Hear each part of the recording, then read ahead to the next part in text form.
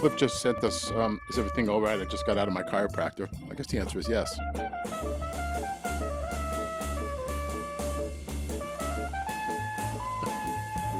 Oops. Oh, Steve Bowie. Good.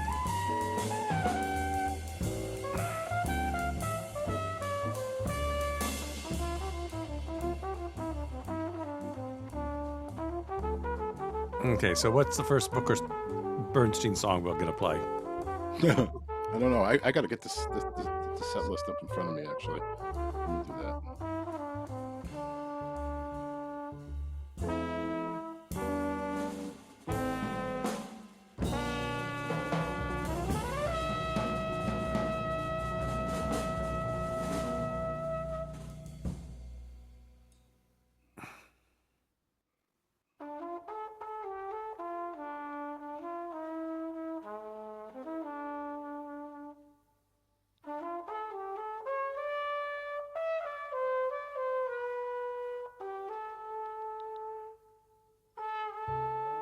I don't know.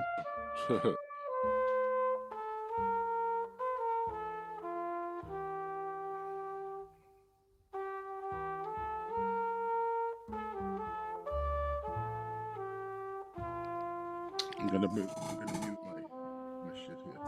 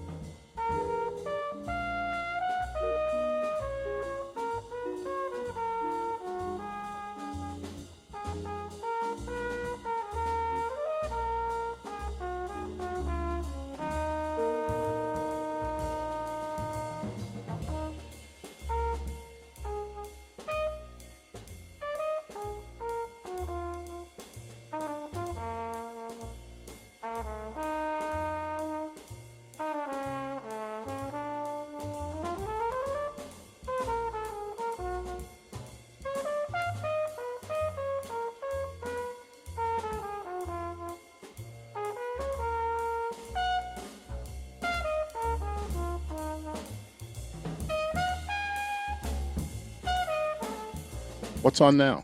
Oh, okay. You're muted. It's okay. I read your lips. It's that Art Farmer record, To Sweden with Love. Jim Hall.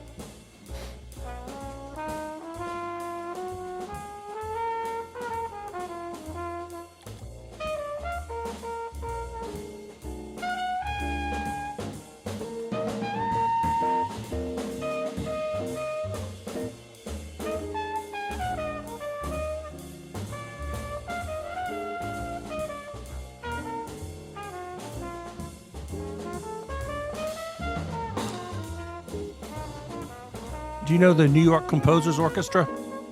I don't think so. It says that Steve Bernstein's the leader. Mm-hmm.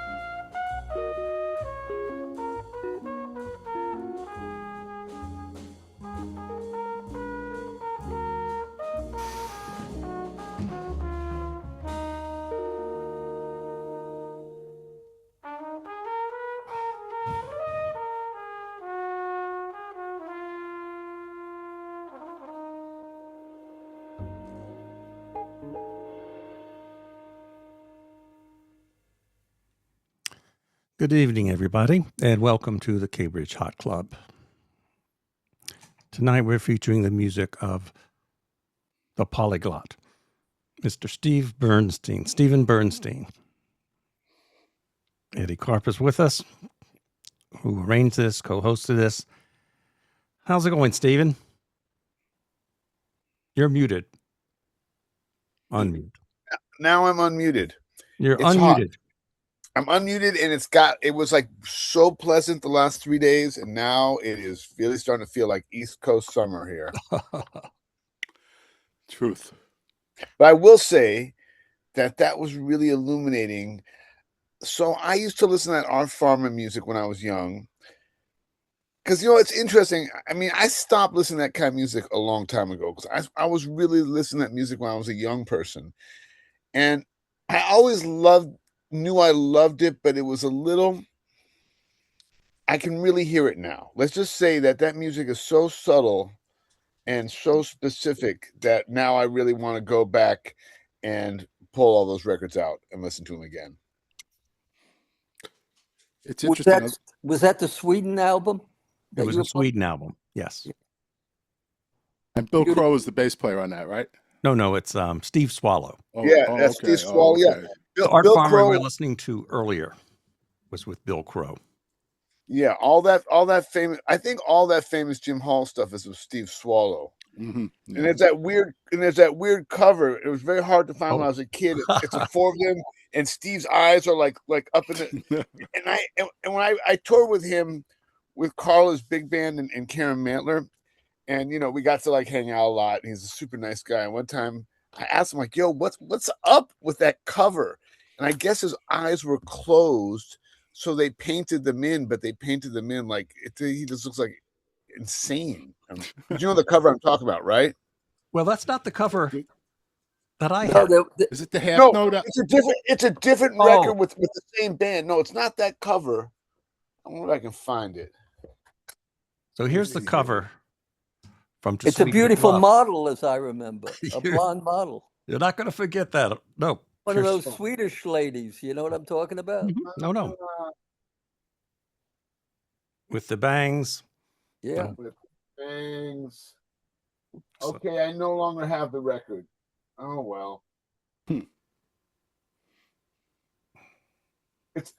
Anyway, it's a record with the four of them on the cover, and Steve looks so weird on it. His eyes are like, anyway.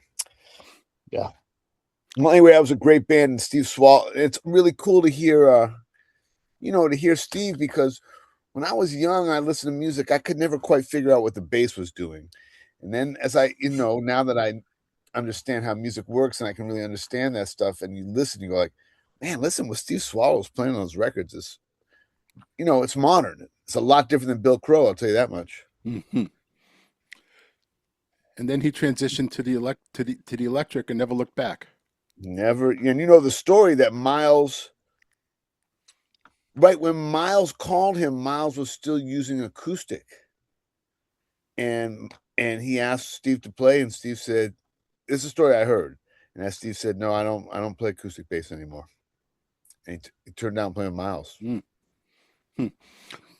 When you played with Steve, I'm not sure if I'm right about this, but it seemed to me when I see him play, it seems like he's always playing like up, like he doesn't pick down, he picks up pretty much. Well, I don't know. I don't know much about playing string instruments, so I'm not the person to ask. Yeah. Gotcha. But it's something that I've always, when I see him, I'm like, wait, he's like always on the up, which I think gives him a certain.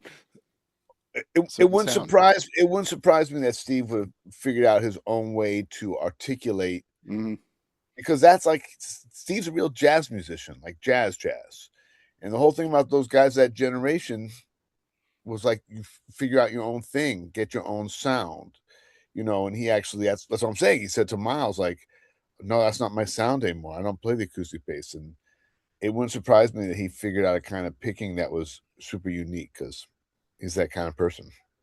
Yeah. Wow. I wish Chick Corea had said that to Miles. Well, okay. I don't know how far off course we're going to go, but let me just start because I know it's Miles' 100th birthday and all this stuff. I went to this Miles Davis exhibition in Pordenone, Italy, and it's three floors in a villa outside of Pordenone. And talking about Chick and the electric stuff, the third, I won't go into the whole thing because it'll take too long, but I will say on the third story, it's brilliantly done. There's a big screen and it says the constellations of Miles. And this guy who put together Loves Bitches Brew, and Miles is in the middle, and all around him, you see everybody's name who's on Bitches Brew. And then it's a modern thing. It's interactive. And then he would click on each name, and you saw what they did after Bitches Brew. And you have to understand, it's Chick, Keith, Herbie, Dave Holland, John McLaughlin, Jack DeJohnette, Donald. I mean, it goes on and on. Lenny White, and you click No on big names. But not just big names, but people who put together their own groups. Absolutely. Yeah. That changed everything. And most of those were not pure jazz. They were what do you call it? What's the word I'm looking for? Fusion. Fusion. Thank you. They were fusion bands. Inclusive. Yeah. Yeah, exactly. But I mean, all those people were on those Bitches Brew sessions, which were 10 in the morning. You guys know that?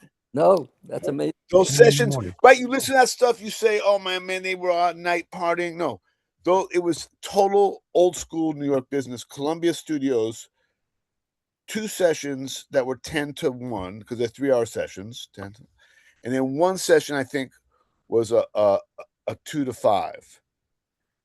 And that was it. That's all Bitches Brew. But those are morning, and that includes setup.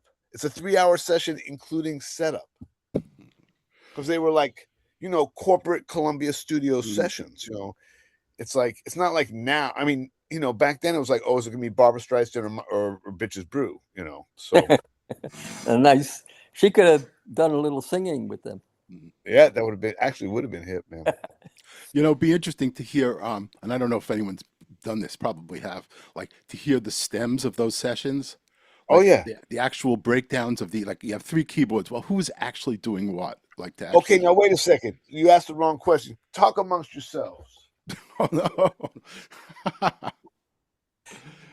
When it comes to Bitches Brew, when I first heard that, I said, this is not for me. And then all of a sudden, Miles decided to run the voodoo down, and it changed my whole perspective on things. Yeah, that's I love the the late '60s, early '70s before. Oh, what the heck is this? This is a book by the guy who put together the exhibition. He's a guitar player from Trento, Italy, named Enrico Merlin. This book is just about Bitches Brew, and it includes breakdowns of where all the edits are in every song. Hmm. So it's like analytic breakdowns of how Tio cut the stuff and put it together. How do you spell And Merlin? Merlin, but Oh, it's I never was been. right. Yeah, but it's never been translated to English. There's the Italian version, and I think there's a Spanish version too. But it has like the original. You have the original track sheets. It has Zawinul's original charts he brought. I mean, it's an amazing book. So it's about Miles. It's not in English. Exactly, it's written by an Italian guy. That's a shame. Tell me, what kind of country are we where they won't translate this book? That's No one the wants to least of it. translate this book. No, that's the most of it. If they would just translate the book, everything would be okay. Maybe you're right. Yeah, I'll go with that. So, a question about that Bitches Brew session. How much of Tio Macero Good question. is responsible for the final product? Well, Tio created, from what I can tell, and what it says is like Tio took these jams and crafted them into pieces of music, into those specific pieces of music. Do you know what I'm saying? So Tio would often say, okay, I hear this will be an intro, and we'll cut it down to this, and we'll use this exposition part, and every piece is cut a different way. But they're all cut. So in a sense, Tio's creating pieces with music that Miles is conjuring. You know what I'm saying? Only Miles could have conjured that music. And like I said, those are 10 in the morning sessions. And these guys have no idea what's about to happen because that's how Miles would work. He was like a true magic improviser. And they, came up with this stuff. But Tio, I mean, I think Miles really trusted Tio. And I think they had a Didn't really Tio good do the same thing or somewhat similar to Quiet Nights? You The know, Bill it Evans? wouldn't surprise me. I don't know that record that well, but it wouldn't surprise me they did I something don't like that. think either Miles or Gil were very happy that it was released. I think it was Tio. Uh-huh. Uh-huh. Yeah. Yeah, I that's don't the know. I'm not add-on. sure about that one. Yeah, no, I think Gil was not enamored the way he was of Sketches of Spain and Well, Porgy and they Bess. didn't it didn't work. Yeah.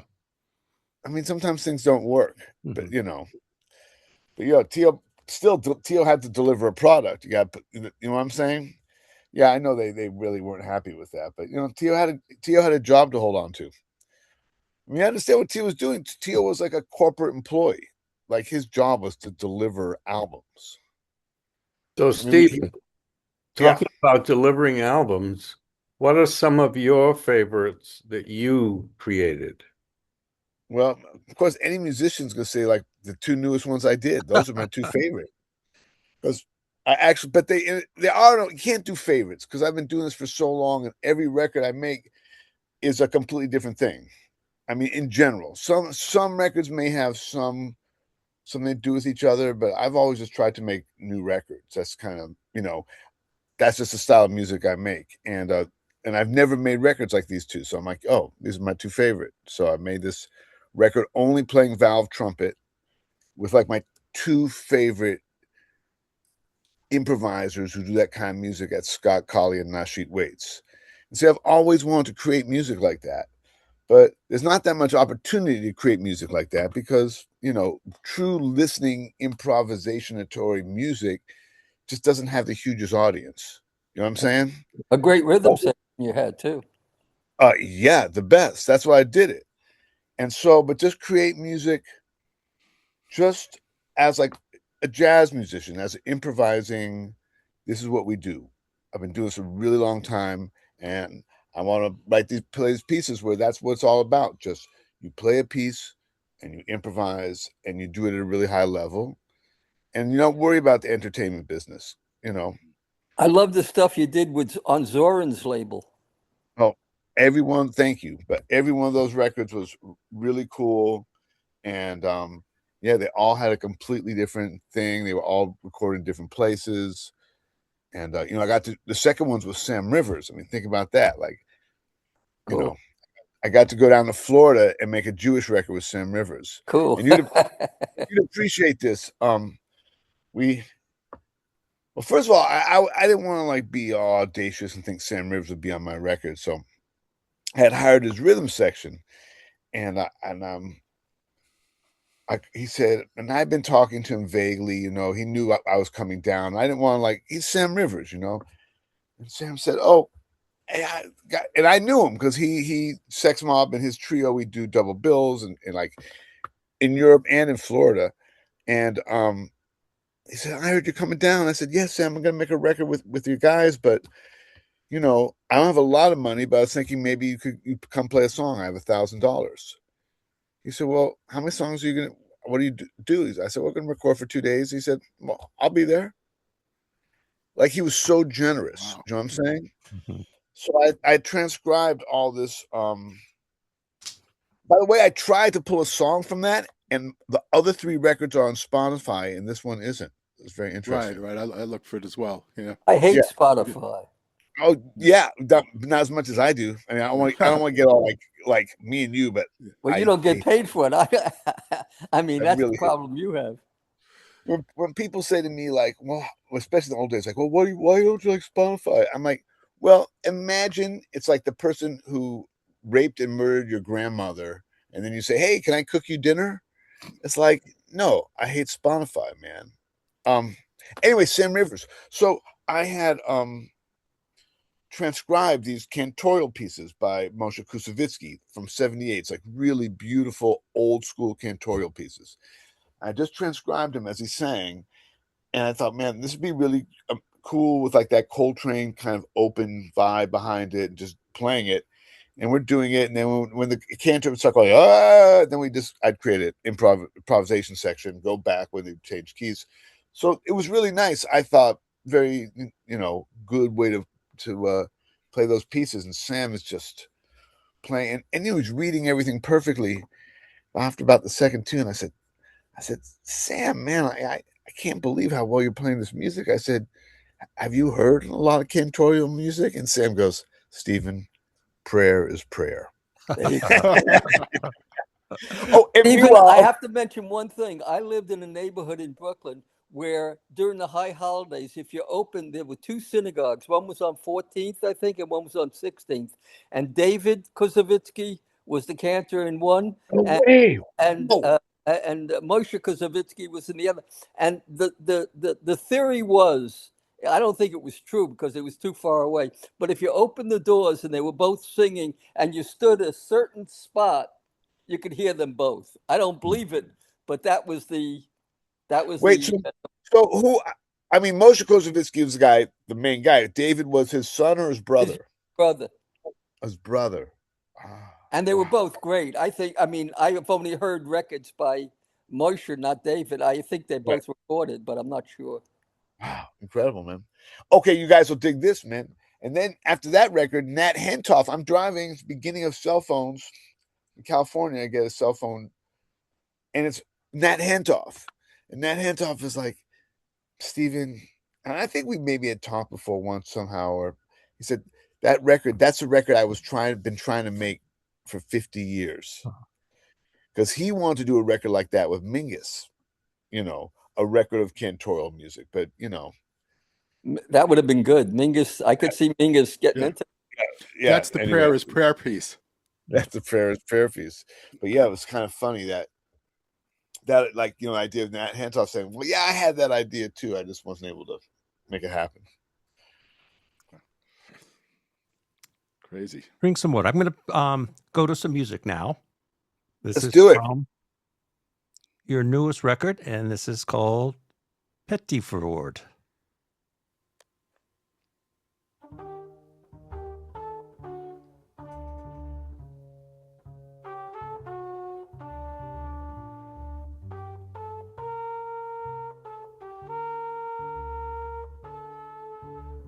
It sounds like our farmer.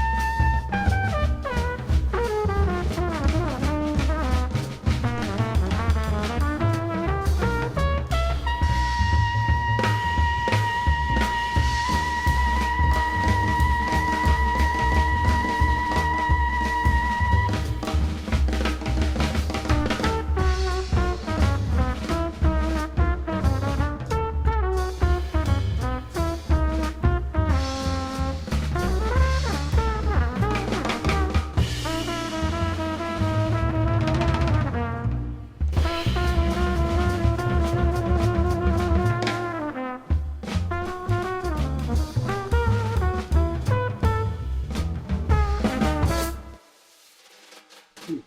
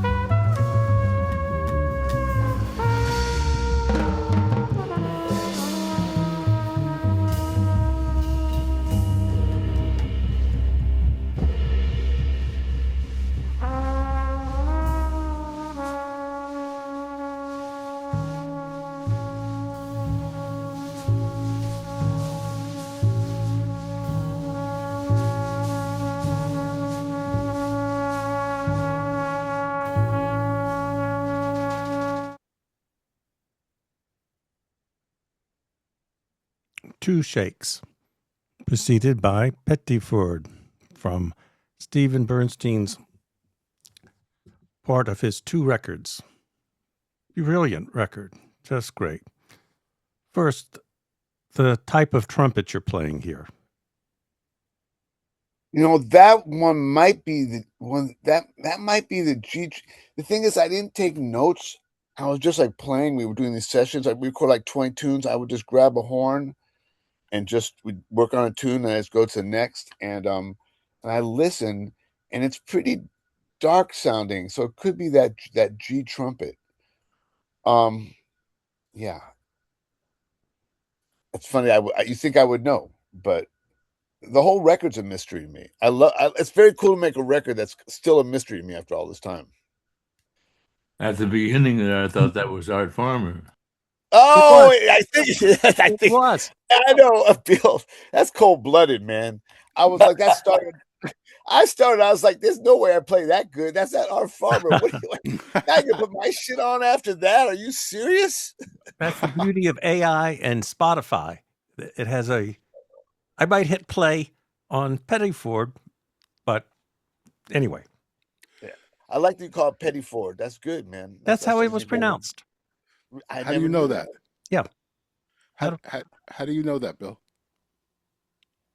His niece lives down the street from me. I don't know if it's her who told me, but actually I corrected Ben Young because she occasionally, they're fundraisers for Jazz Boston, and see, is Justin still here? He is, but his camera's off. But I haven't been able to get her to talk a lot about her uncle, and I don't know how well she knew him. For what it's worth, which is nothing, my dog is named Oscar after Oscar Petit Ford. People know I name my pets for jazz musicians, and they're always like Oscar Peterson. I'm like, At least it wasn't Oscar Peterson. I was going to say. Yeah, but that's what people assume. People say Oscar Peterson because they know who Oscar Peterson is, but Oscar Pettiford is I like your Oscar better. Little more, yeah. Well, as do I. Or it could be Oscar Brown Jr. When I was a kid, I'm sure Bill maybe knows about this. In San Francisco, there was a Oscar Brown Jr. had written this musical, or maybe John Hendricks had written, and Oscar Brown Jr. was performing it. And Vernon Alley was the bass player. And man, memory just came back to me. And it ran for a long time. It ran for a couple of years. Evolution of the Blues. Oh. That was what it was called. Yeah. And then Oscar Brown Jr. was involved with some of the Mac stuff in the late 50s and 60s. And with Freedom Now Suite. Yeah. Yeah, he I think he was the lyricist for Freedom Now Suite. Well, the Freedom Now Suite, wasn't that the trio with Rollins? No, that was the Freedom Suite. Freedom. No. You're right. Yeah, that was that was the Freedom Suite. Both unbelievable records. I agree. No doubt. Stephen, question on just getting back. We were talking about Tio Macero and Bitches Brew and By the way, you picked a really out piece to play for the second piece. I'm like, man, you guys just hang me out to dry, man. That's not. That We're just getting started. Let's go. Let's take them over to outer space. No rules radio, man. I was like a gentle liftoff, at least, I was going to start with King Porter Stomp, and then. Oh yeah, then that's all downhill from there. Who was the bass player? Oh, with on that right we just heard. Yeah, that was Scott Colley. Oh yeah. Yeah. I mentioned in the chat that what goes around comes around. Scott made a lot of records with Jim Hall. Jim Hall. Oh, absolutely he did. Absolutely he did. In fact, for a while we'd be on the road with Sex Mob, and those guys were touring a lot, and we'd be backstage. And I just remember like one uncomfortable situation, and like, I think it was outside of London. Anyway, and somebody was telling really good jokes and was doing really, and then someone tried to jump in and tell a joke, and it did not work. And boy, Jim Hall threw the evil eye.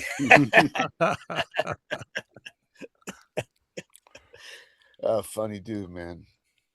How incredible, Bill, that you got to do so much playing with Jim Hall, huh? Oh, I should say, when he showed up here with Jufrey's trio, Mm-hmm. and Jufrey saw that Brookmeyer wasn't doing anything, and he thought, "Oh man, I got to have him," So he fired his bass player, and they made a trio with just trombone and guitar, and actually, what Jim Hall did, because there was no bass player, he kept a second guitar handy that was tuned a fourth lower.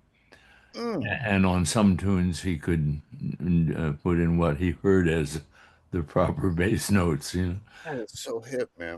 That is so hip. It was funny. They were over at my apartment in the village, and not long after they got to town.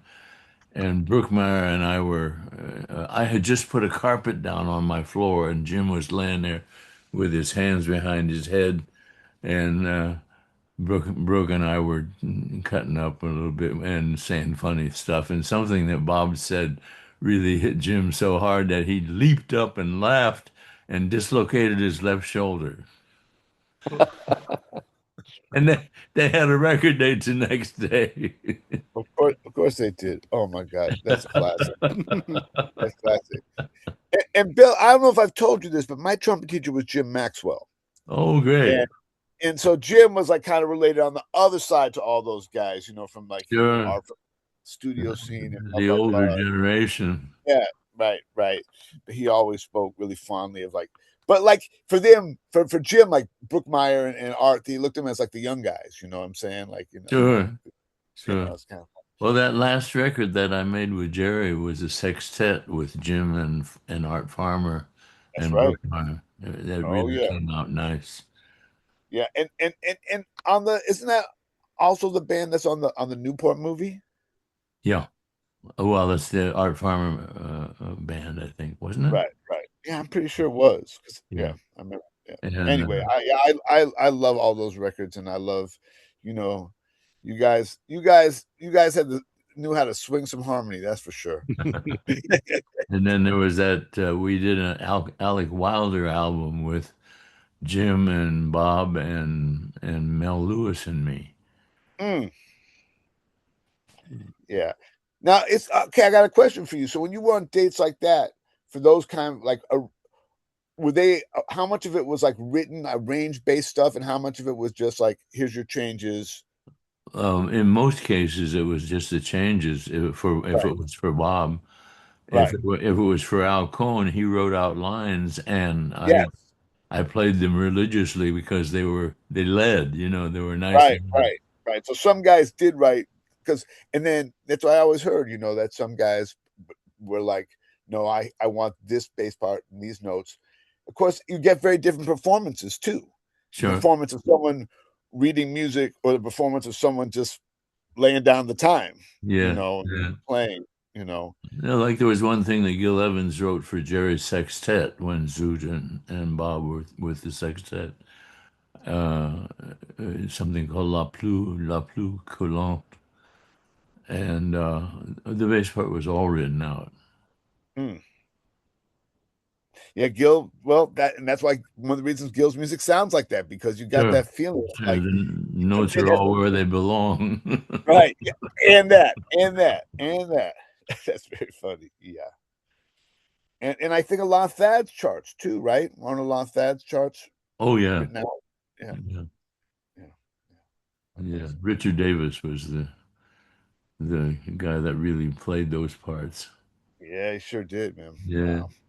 Awesome, man. In listening to that last track we heard, Scott, I'm hearing it for the first time, and I'm like,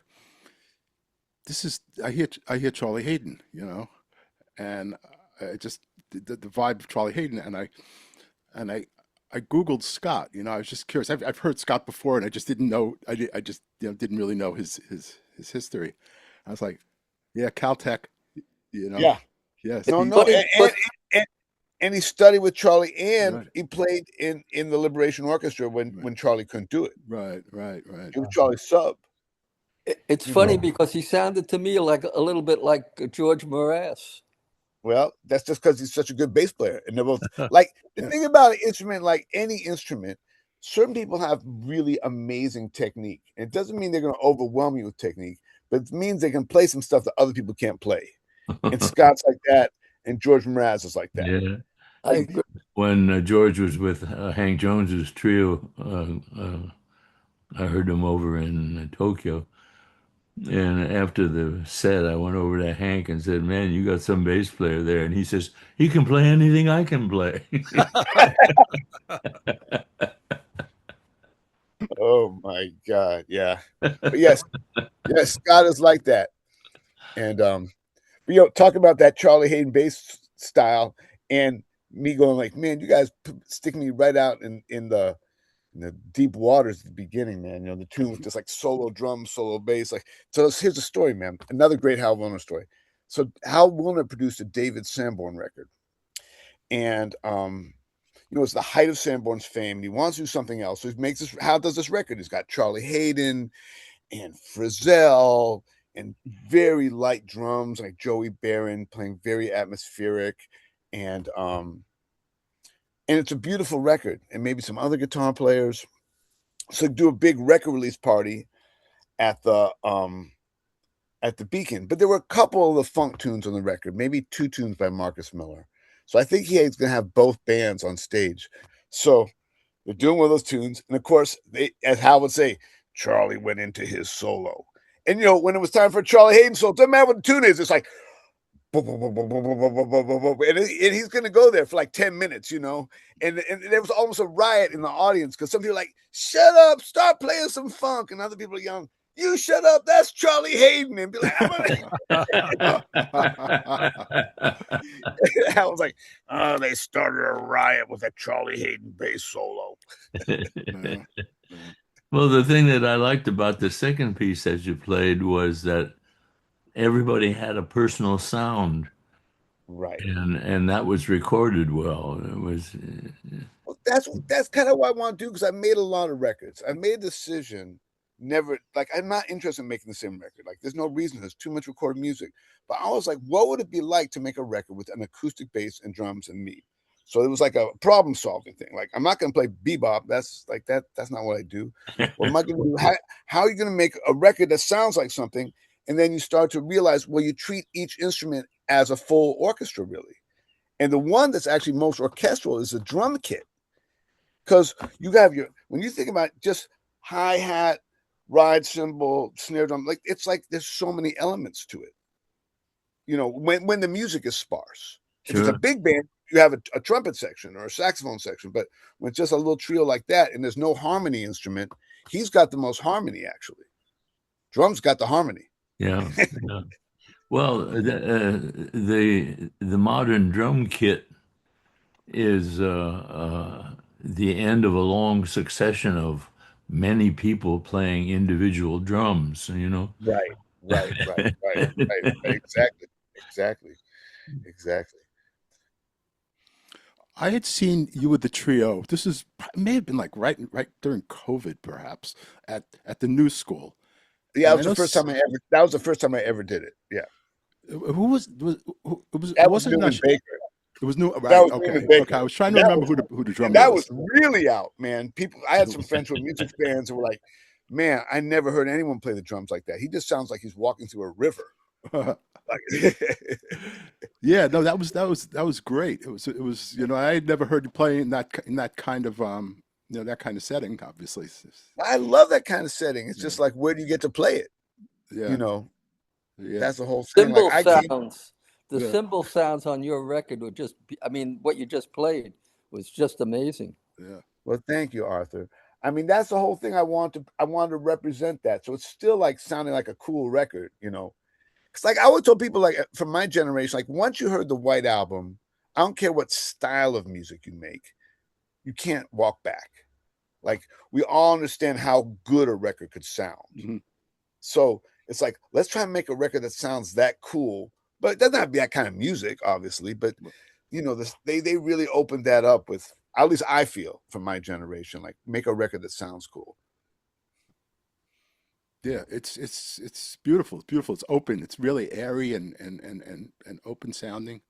I appreciate It's it. great. No, it's great. But It's then great. the other record Yeah. Blow their minds. Play something from the other Yeah, record, man. yeah, that's what I was thinking. Bill, maybe Radon, or do you have a particular Steven? You have a particular track you like? I never. Like I said, the record's a mystery to me. I don't even know what these songs are called. Are they After are 2 they years- co are the Scotty Hard? Maybe we should. Does everyone understand what happened? I know we talked about it earlier. Maybe you could describe Well, the Scotty Hard. two records. I gave him that. We've been making records for 30 years, and comes from hip hop, but he also from the jazz world and studied modern composition, and he worked with Tio. He was Tio's engineer at the end of Tio's life. So he's a very interesting guy. And I just said, man, let's do something with this. Like, take this stuff and create something new. And I thought he was going to kind of remix it, but he said, no, I want to do something I've never done. I'm just going to take elements from different songs and create new songs. Okay. And so he's taking all this, like he might take a bass line from here or a drum part from here and just create new songs from it. And it's not like, it is digital, but it's not really using digital. It's like a lot of analog technology in the digital world. Like, so much stuff is digital now. They just cut and paste things. But he actually plays things onto the track. It's a way, but he's triggering them. You know what I'm saying? Mm-hmm. Like, so he's triggering sounds as opposed to like a lot of the way people do now. They just do cut and paste. And they just cut and paste this. So it's a way to have electronic music still have an analog feeling to it. Right. So he's triggering in real time. You think a lot of the stuff. I mean, of course, obviously there's loops too, Mhm. but a lot of the stuff is being just triggered in real time. But he's sampled the trumpet, or he sampled the bass, or he sampled the cymbal, or yeah. Is it the same guys? He's just taking the tracks from this record and creating something new with them. No, I know, but the second LP, the one we haven't heard. I mean, LP shows you. Yeah, it is an LP. It is an LP. Oh, okay. Yeah. Is it the same personnel as in the album we just heard, the record we just heard? Yeah, because it's just that record. It's all the tracks from that record. I get it. This record takes the tracks, boom, boom, boom. I get it. And it takes them weeks, and it's crazy. It takes them weeks to build a track that we we just improvise it. We play it once, we play it twice, next, That is so cool. Yeah. That But takes some trust to put your music in someone's hands like that. I would think. I've been doing it. I've been doing it with him for 30 years. It's like whatever he comes up with, even if I don't like it, it's cool. Mm-hmm. If I don't like it, that's okay. Mm-hmm. It's not my job to like everything. Okay, this is Radon.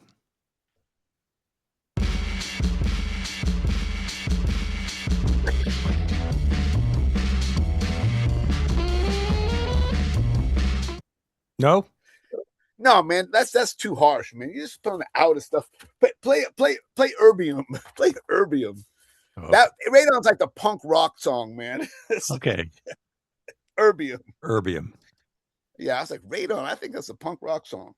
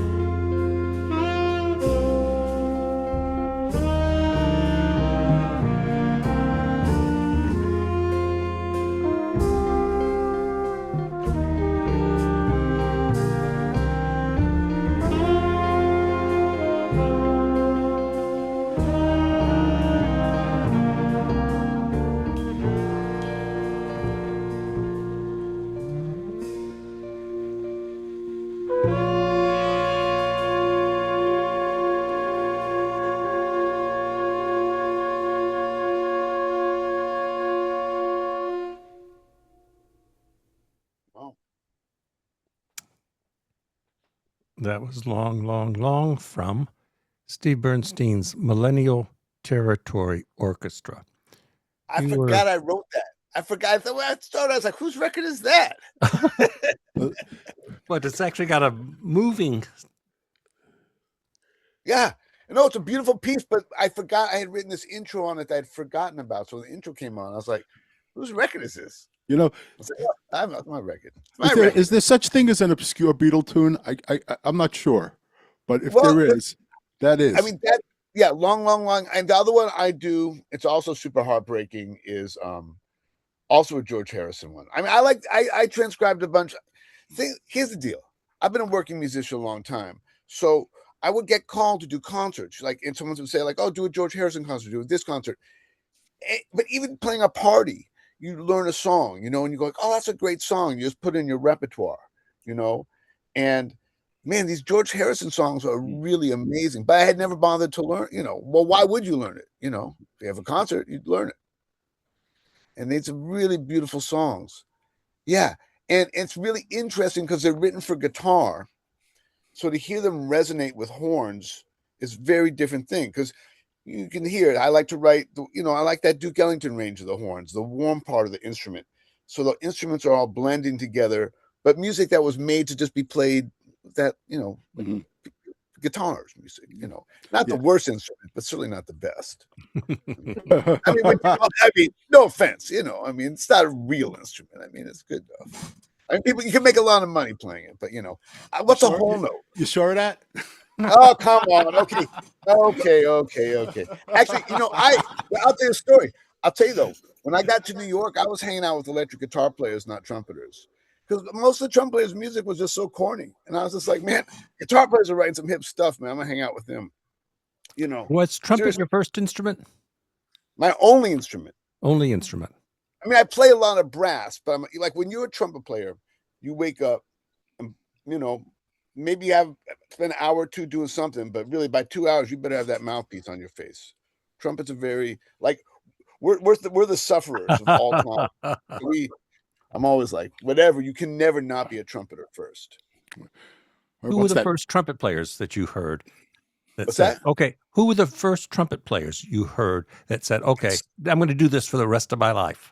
Well, that's so funny because someone just asked me this. This is crazy. This is the craziest thing. Tell me what year did Louis Armstrong die? He died in July of 1970, right? 71. Yeah. Mm-hmm. Oh, let's find, which one was it? 71? Okay, 71. I think it was 71. You're right, 71. So, but in the summer, in July. I was born in October 1961, which means I'm still 9 years old, right? Because that's how the math works, right? If I was born in October 1961 and it's July 1971, I haven't turned 10 yet, correct? So I'm 9 years old. For some reason, I'm so obsessed with Louis Armstrong that I made a scrapbook of all the articles about his funeral and about his life. And I'm 9. And I didn't think that was true. I thought it was a weird memory till my parents moved and I found the scrapbook, man. And like, I had my parents, now Life magazine had a big thing about his funeral, about him and his funeral, and an open picture of the casket. My parents, they were kind of like, yeah, well, Jewish people don't read Life magazine, because it was kind of a very goyish magazine, But seriously, right? You gotta admit, right? A little goyish, But yeah, it's not so Jewish. It wasn't the forward. Yeah, right, exactly. Either way, I'm not saying we did not have a subscription to Life magazine, but we had a subscription to like Time or Newsweek, that kind of stuff. Like, Anyway, I had my parents buy me a copy of the Life magazine that featured all about Louis Armstrong. The cover was a huge, but why? What I can't figure out is why at 9 years old was I obsessed by Louis Armstrong. That doesn't make any sense. The sound. The weed. No, but I'll tell you something. I remember seeing him on TV and thinking, oh, this is the hippest person ever. Just the way he would talk, how he would like kind of control the situation in a really like disarm everyone and make, and kind of like make fun of people, but they know they're being made fun of, Yeah, that's kind of funny, but that's what I'm trying to say. So since I was 9 years old, I've been obsessed with Louis Armstrong. So at this point, like, I can't believe it, but like now, like, Put it this way, I saw Randy Brecker. I said, Randy, who ever thought you'd be Doc Cheatham? And he, but he is like Randy's like, I mean, he's not that old, but he's like, considering like how amazing he plays, and he just gets on planes like every day, and like, you know, it's amazing. So, you know, it's kind of When I funny. was in the sixth grade, I was just taking up the trumpet, and my music teacher, bless his heart, I got him through the whole high school system, you know, from grade school to high school. Oh, wow. And, You're the same guy, yeah, same teacher. and he knew that I wanted to play the trumpet, and I was complaining to him, you know, that I couldn't get enough chops to play the melody. I wanted to play the first part, you know. Right. And so I was walking by his house one day, and he beckons to me. He says, "Come in." So I went into his house, and he had a record player that played 78s, which was like a very modern thing to me. At my house, I had an Edison phonograph with the Wow. cylinders, you know. Wow. Yeah. Wow. And so he put on West End Blues for me. Mm. And I tell you, that changed my life. It was Yeah. just like, oh, that's what I want to do. You know, that's what I want to hear. Yeah. That first 50 seconds will knock your socks off. Well, Yeah. the whole record is like there's so many devices on there that we still use, you I know. know. Yeah. Believe me. We all, you know, it's like this. I don't ever know if you knew my trump. Did you know John Coppola from San Francisco, the trumpeter? No. No, he didn't. He only went to New York when he was on the road in the late 50s. But he was, you know, he had done all the bands, and you know, he was one of those guys like, you know, when he was in Kenton's band and Woody's band, it'd be like, you know, Shelly Man and the Candolis and you know Bud Shanks, Sure. that Frank Rosalino. The Terry Gibbs band. Right, exactly. That age group of guys who grew up like you, really turned on by swing music, but you know, everyone was, you know, really great. And yeah, I don't know what I was getting at, but something about the power of Louis Armstrong, man. Oh yeah, John would always say, yeah, we got to pay royalties to these guys. Well, like Dizzy said, you know him, know me. Right, exactly. No him, no me. Exactly. Yeah, yeah. So that early connection to Louis Armstrong, did that? I mean, you were kind of young, but maybe did that bring you into the New Orleans world at that point, or Well, did that happen later? I mean, I always liked all music. I was just a music dude. So I was really lucky. So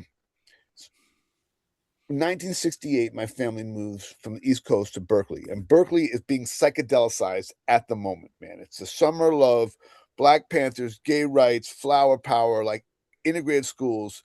It is just so happening, man. And I'm just this kid. I'm like, oh my God, California is just like it's magic, you know. And it was. And so when I was in seventh grade, my best friend Peter Applebaum, who was like a child prodigy, like Peter could play like there's certain guys and they can play like grown-ups when they're kids. It's just a gift, you know, Chris because it can't Potter. come.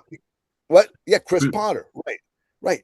There's just people like Joey DeFrancesco, like certain guys. It's just like it's beyond intellect because it's so heavy what they can do, man. And they just play music. It doesn't matter what instrument it is.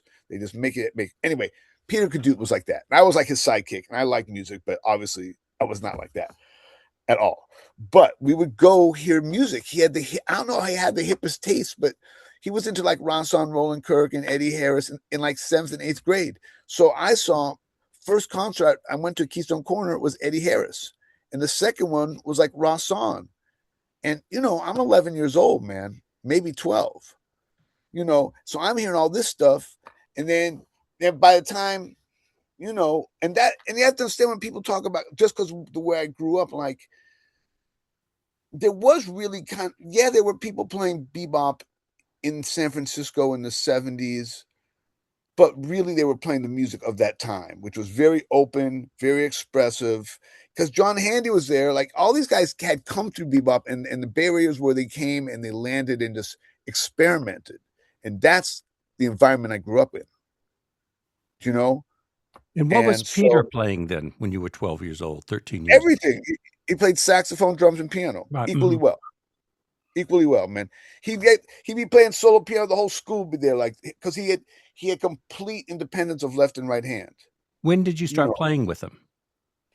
well, I joined. What happened was the summer between 6th and 7th grade. He went to a different elementary school because there's there's Berkeley only has one high school, but it's divided into a couple elementary schools, like maybe 4 elementary schools, 2 junior highs, one high school. And so the high school's always been integrated in Berkeley, even though Berkeley was redlined to the late 50s. Berkeley always had integrated high school. And Gil went to Berkeley High School, Carla Bley, a lot of hip people went to Berkeley. Jerome Richardson, a lot of hip people went to Berkeley High School. Just so Peter, so Peter was playing all those instruments. Peter was playing piano, drums, and he could just play anything. It was crazy. I remember like in 9th grade, he went and sat in with Pepper Adams and played rhythm changes on tenor. And he could play like Don Bias. Like, yeah. So anyway, he at the end of 6th grade, we had gone to different schools where we had played a concert together. He said, "Man, I think you might be okay." He said, "I want you to listen to these records. At the end of the summer, you can join my band." And the records were Lee Morgan, the Sidewinder, Freddie Hubbard's Straight Life. It starts with Freddie and Jack DeJohnette just playing totally free. Horace Silver blowing the blues away. Freddie, yeah, and MF Horn too. This crazy modern Maynard music. So he said, "Yeah, listen to those 4 records, man. Then you can join my band." And he had little charts. He wrote his own charts, and we play parties and assemblies and things like that.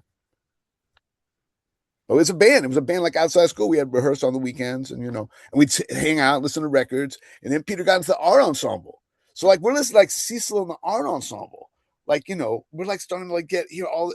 And when you're young, you don't really think like, oh, one of these people, some of these people are like super technical and could actually play anything, and some are more primitive. And maybe it just was like if it was cool music, it was cool music. So you kind of came at it at a very unbiased way. You just appreciate when you're young, you just appreciate things.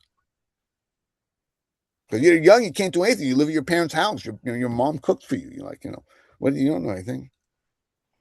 Like when Brookmeyer first joined Stan Getz's band, he had written something for a record date, and so he leans over John Williams's shoulder to show him how he plays the phrasing. Right. And John looks up and says, "The trombone player is not supposed to play better piano than the piano player." Uh-huh. Yeah, that's for sure. I mean, boy, Bob Brookmeyer could, I was always that, and in musicians, you have to develop certain skill sets. And one skill set I did not develop was the piano. Like I write all my arrangements from my head. Like I check notes, but I just like I'm not a piano. I don't sit at the piano. I have a little keyboard I'll check notes on, but and I kind of always I know that's like it's weird when you're music. Like we all have that what Arturo Farrell calls it imposter syndrome because I can't sit at a piano and play chords. I can write chords, but I can't play them. I mean I could if I say, but there's a guys like it's not hard. I mean, it's like anything. You learn to do it. You learn to do those Red Garland voicings, and then you sound like a jazz piano They player. call that a ranger's piano. Right, exactly. Yeah. But I don't even play that, Bill. I'm like, yeah, because I'm just from the psychedelic generation. It's like a ranger's imaginary piano. But like I'll tell you, and you'd appreciate this because music I heard when I was young did not have chord changes that much. Most of the music was very vamp based. So that's kind of how you learn to play. Now, if you learn to play by playing 32 bar songs that all have 5 chords resolving, like we'll understand this when I'm saying this. Like the whole concept about Western harmony is all about 5 chords resolving to 1 chords. But when you're playing vamps, it's all 1 chord. Funny, like when I was first playing stocks, when I was Right. learning to play the bass, and I realized that what they'd done was write the bass part from Teddy Wilson's left hand. Oh, right. Oh, that's so clever. Well, So, that's it. and I started making up lines that had melodies to them, and Right. that was my favorite thing to do. Still is. Right. Wow. And how much did you get to play with Teddy Wilson? Oh, well, I played with him on the Goodman Russia. tour. You played with him in Russia. Yeah, 6 weeks in Russia. Oh, And I also played with him at the Playboy Club for a little while. right. Well, how big a band was at the Playboy Club? Just a trio. Oh, wow. Amazing. Yeah. Hmm. Okay, I'm going to throw a different trumpet player at you, Stephen, Okay. from a few years ago.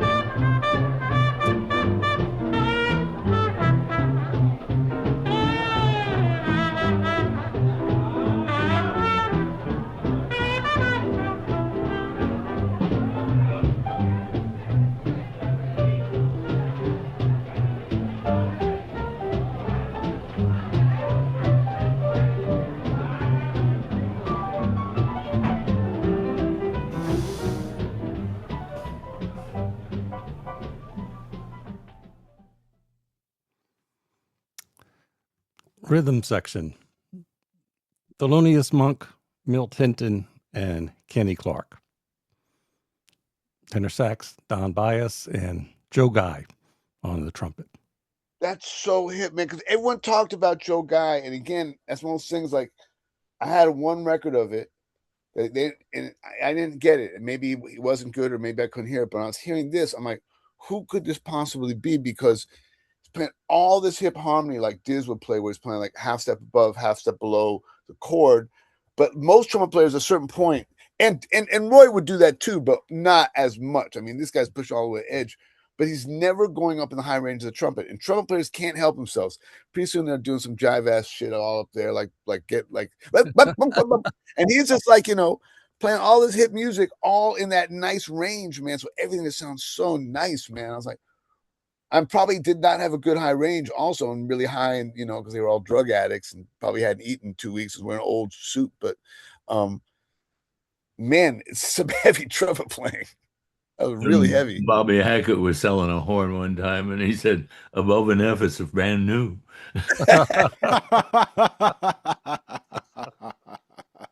Okay, and as jazz guys, I got to tell you something. I found this out. And I knew this, but it's just proof, man. We're talking about Bitches Brew, right? So when I learn a piece of music, I don't write the whole thing out, but I transcribe a lot of it just to kind of know like what's going on here. And man, Miles was playing to like the top of the horn, like where the horn goes when you go to like a Thad Jones Mel Lewis chart, and it's like the highest note. It's playing like high concert Fs, like a wall. But then when he plays a low concert F, which is like really the bottom of a trumpet, it's also huge. And I know we all know how great Miles the trumpet player was, but I think it gets overshadowed because of the mythology around Miles Davis.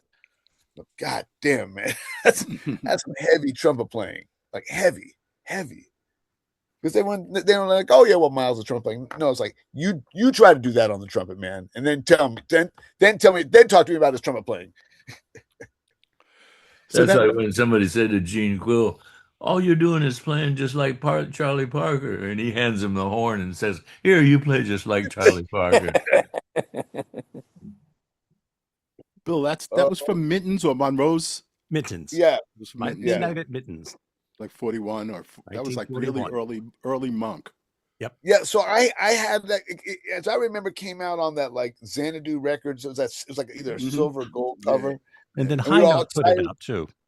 Yeah, Wasn't it but that Newman? Wasn't it Jerry Newman recording? probably, man.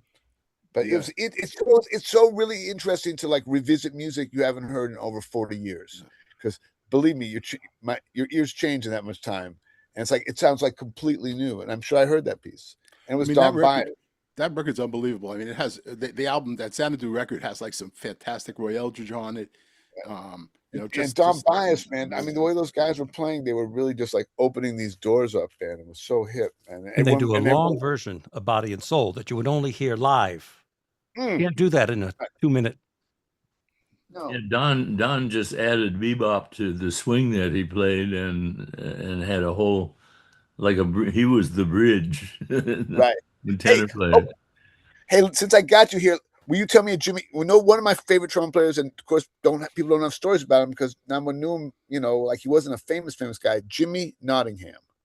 Oh yeah, I played with him a few times. You got a good Jimmy Nottingham story for me? Gee, I don't think so. Oh, I got a good Art Farmer story. Come on, Bill. Give it up, man. There was a classical composer one of the modern classical composers, that he said he had tried this kind of composing with classical music, and they weren't free enough. So he wanted to try it with jazz musicians. Right. So they rented a Greenwich house, and they had one of each of a number of different instruments. Teddy Charles on vibes, and Don Butterfield on tuba, and me on bass, and Art Farmer on trumpet, and just one of each. Right. And he said, "Now I'm not." Says, "I want this to be totally improvisational, and my only thing is that I'll say like who plays for how long together. Okay, we'll try it. So he would say, well, now the vibraphone and the tuba will play for 15 seconds, and then the bass and the trumpet will play for another 30 seconds. And then, he goes through his whole list. Right. And we're not writing it down. We're just saying, we figure he'll point to the people. So we do it, we get through it, and we're trying to make music out of what we hear. Right. And he stops at the end and he said, well, that's very good, but it's not wild enough. It's not free enough, Now try to be, and we tried 2 or 3 different times, and one time he says, no, you gotta loud, soft, the full range of your instrument. And Art Farmer says, I've been playing this mother for 15 years and I haven't played the full range of it yet. No, he wants me to do it in 15 seconds. Oh man. And what year was that? Like what era? In the 50s, 50s. 60s? In the 50s. Yeah. Man. Sure were a lot of dates back then, man. You guys were I'm like one of these guys, like I love, and you're on so many of these records, like the whole Joe Newman, Al Cohn, that era. There's like you guys made so many great dates, man. Like, it's interesting because when I got to New York, to me it's like, yeah, Joe Newman was like that's it. That's New York trumpet. And now you meet these kids and they go, I always mess with them because they've gone to like jazz, not college, jazz, like, what do you call it, after college, postgraduate. And I say, checked out Joe Newman? And they go, who? I said, Joe wait, who, yeah. And they go, I said, you went to like jazz graduate school and you've never heard of Joe Newman? I said, what the fuck are they teaching you? He was my roommate on that Russian tour. But Jimmy Maxwell told me very funny stories about him being a roommate, huh? What about, did you have the chocolate cream in the chocolate cream in the The bathroom? main thing was that just as he got into the bed to go to sleep, he would light a cigarette. Oh, man. Wow. Wow. Wow. And at one time, he burned a hole in the Russian sheet, and, and they charged him for it. So he Man. insisted on taking the sheet. Stephen, I I know remember. you. Sorry. No, I know go on. you have a real appreciation and respect for musicians and trumpet players in particular who were like people who played more like great section players, people who played in orchestras were not necessarily are not renowned for their like solo careers, but are a little more anonymous. The Snooky Youngs and Ernie Royals and Marcus Yeah, but Belgraves of the world. I mean, it's funny because to me, I'd be like, no, those are actual trumpet stars. Like, that's how I keep saying. Like, you got your Freddie Hubbards, your Miles, and your Dizzies. They're like on another planet, man. And after that, it's everybody else. And Yeah. those people are so high on that level. You talk about like a Snooky Young or Ernie Royal, man. I don't think you can actually conceive of how great these guys were as musicians, like how complete they were. Because they had come up and they had played so many gigs since they were little kids, and they were so good at their instruments. And also, unlike me, it's like they didn't have as wide. I mean, the range got wider as the studio work changed, but in the sense they were always working within like the same sound vocabulary, and they were just masters of it, man. Like those guys could take, because they were always basically in some sort of section. But it's interesting. There is an Ernie Royal record with Ernie in a rhythm section, and he plays great on it, man. He opens his sound up, and because playing with a rhythm section is a lot different than playing with a band. And when you're playing lead trumpet with a band, your sound has to like tell the whole band where to go. Yeah. It's like it's an intense Well, job. and look, that whole passel of trumpet players that did the New York work all phrased like Bernie Glow Right. because But they The funny, knew lead player yeah. most of the time? he What's was that? Was he the lead player? he Oh was yeah, most of the he time? was the lead player on so many dates. yeah, yeah. And he That's was, one and there time was, he was talking to a trumpet player next to him at a rehearsal one time, and they got to talking about contractors, and this guy says, "Gee, this guy used to call me for dates once in a while, but I haven't heard anything from him for about 6 months. I wonder if I said something that he didn't like, or if I played some." And Bernie says, "I don't think that way. I say, fuck, if they don't want the best, fuck them. And the guy said, "Gee, I wish I could think that way." And he says, "You can't think that way. You're not the best." no, you know what? That's like the Jimmy Maxwell quote. And then someone said to Jimmy and said, "Well, do you think Bernie Glow's the best lead player in New York?" And Jimmy Maxwell said, "Well, he does." That's right. But he was the most trustworthy of them all. If Right, you saw him on a date, you know it was going to be all right. right, yeah. No, I know, because he was like, it was incredible. He could just play the trumpet, and you guys worked so much, and he wouldn't get tired. He just Yeah. played. And the Well, trumpet, they'd come to work at 9 o'clock and go for 3 hour dates all day long until midnight, and then it was like time and a half. That was great. They liked to play the late dates. Did You you know ever what I hear found interesting Pee about those? Wee Irwin? oh yeah. Well, now tell me, because this is great. I have you here. I read his book, and then I called everyone I knew. Did you guys work with Pee Wee? And like Marvin Stam, they're like, no, it was just a little before my time. So tell me about Pee Wee Irwin. Yeah, he did a lot of radio work. Yeah, Right.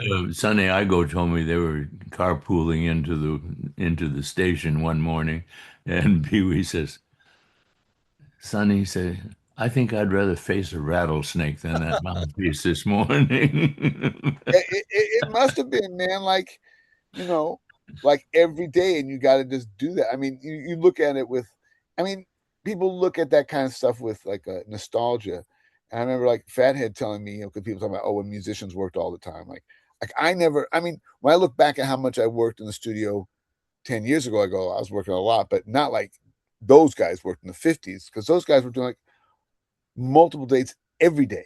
And Yeah. that was just your life. That was because there was that much work. And you had to have, it's pre-Beatles. So like the only orchestration people are using is either brass or strings, or brass and strings. Yeah. So, and if you're a bass player, everything needs a bass player. So it doesn't matter what But kind of music it is. but just one. Yeah, you're right, Bill. It's just one. Good point. Good In point. fact, Milt Hinton told me, he'd been with Cab for so many years. I don't know, 14 years, something like that. And then Cab broke up his band. So Milt's walking up the street in New York without any work. And he runs into Jackie Gleason. Now, he knew Jackie as a stand-up comic that used to occasionally work shows with the band. So Jackie says hello, and he says, "How you doing?" And Milt says, "Thank God I was honest." He says, "I told him I'm not doing much right now." And he turns to the guy that he's with, it's his manager. He says, "Put him on that record date next week." And the manager says, "We've already got a bass player." And he says, "We'll have two." That is so hip. And That is Milt showed up with his Italian bass, which was a gorgeous instrument. The whole string section fell out, looking at his bass. wow. And from then on, he was in. What an amazing story, man. That's such a beautiful story. And it's funny because we were just talking about Jackie Gleason. I pulled out my Jackie Gleason records because I got like so many. Because the way I learned to arrange was I just listened to records. And if I heard something I liked, I said, I'm going to remember that. I'm going to use that. That's a good idea. And so I just pretty soon was like, oh, yeah, a lot of ideas because my arrangements easy. So, you can hear all the good stuff. It's like, oh, yeah, I'll do that, man. That's a good thing to do. And they were asking me what the name of the he says was it Sammy Spears? I said no, that was a TV band. That was a famous The Shadow, they called him, Earl someone, The Shadow. He was there that arranged all the stuff for the Jackie Gleason string records. Uh-huh. Yeah, Wonderful. There was yeah. a copyist named Lloyd Marks Mm-hmm. that he wrote a lot of little short things that they used on television or on radio, and he kept copies of all those things, little fills and backgrounds and things like that. And he would take jobs where that was what he needed, and he'd be the Right. conductor, except he couldn't conduct. He kept conducting in circles. Oh my God. This one That's time, Joe Cacuzo started playing a wrong role when he did that. oh my God. Yeah, incredible. Now, when you started recording, how'd they record bass?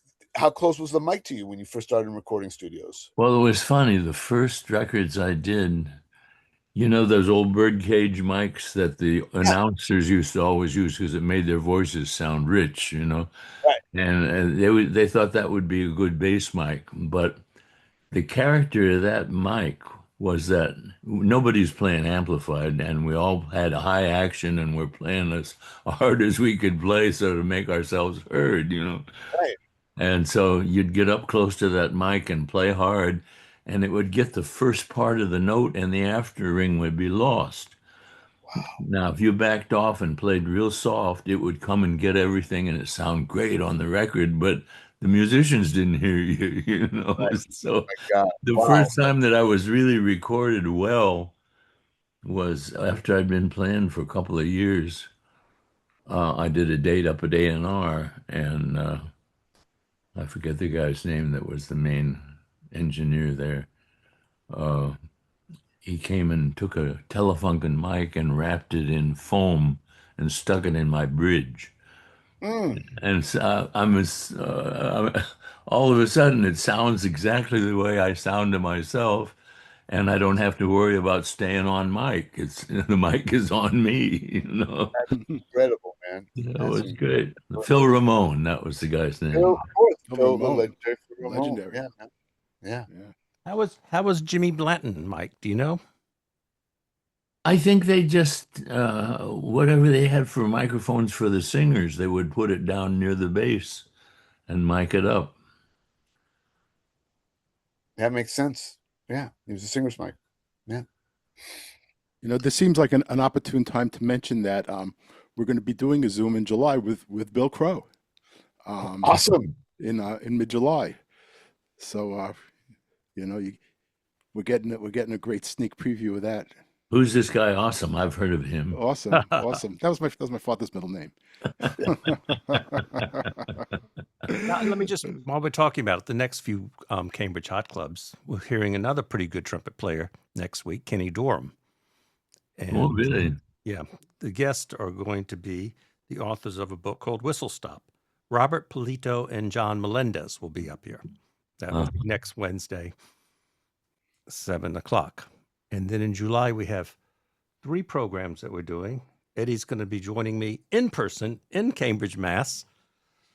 for the Bill Crow interview and listening session. The week after that is Johnny Hodges. Oh, great. And Bobby Tynes is one of the great alto players and educators in the Boston area. And he's going to come co-host it. He's a beautiful alto player. It's also around Hodges. Johnny Hodges grew up about 3 blocks from here.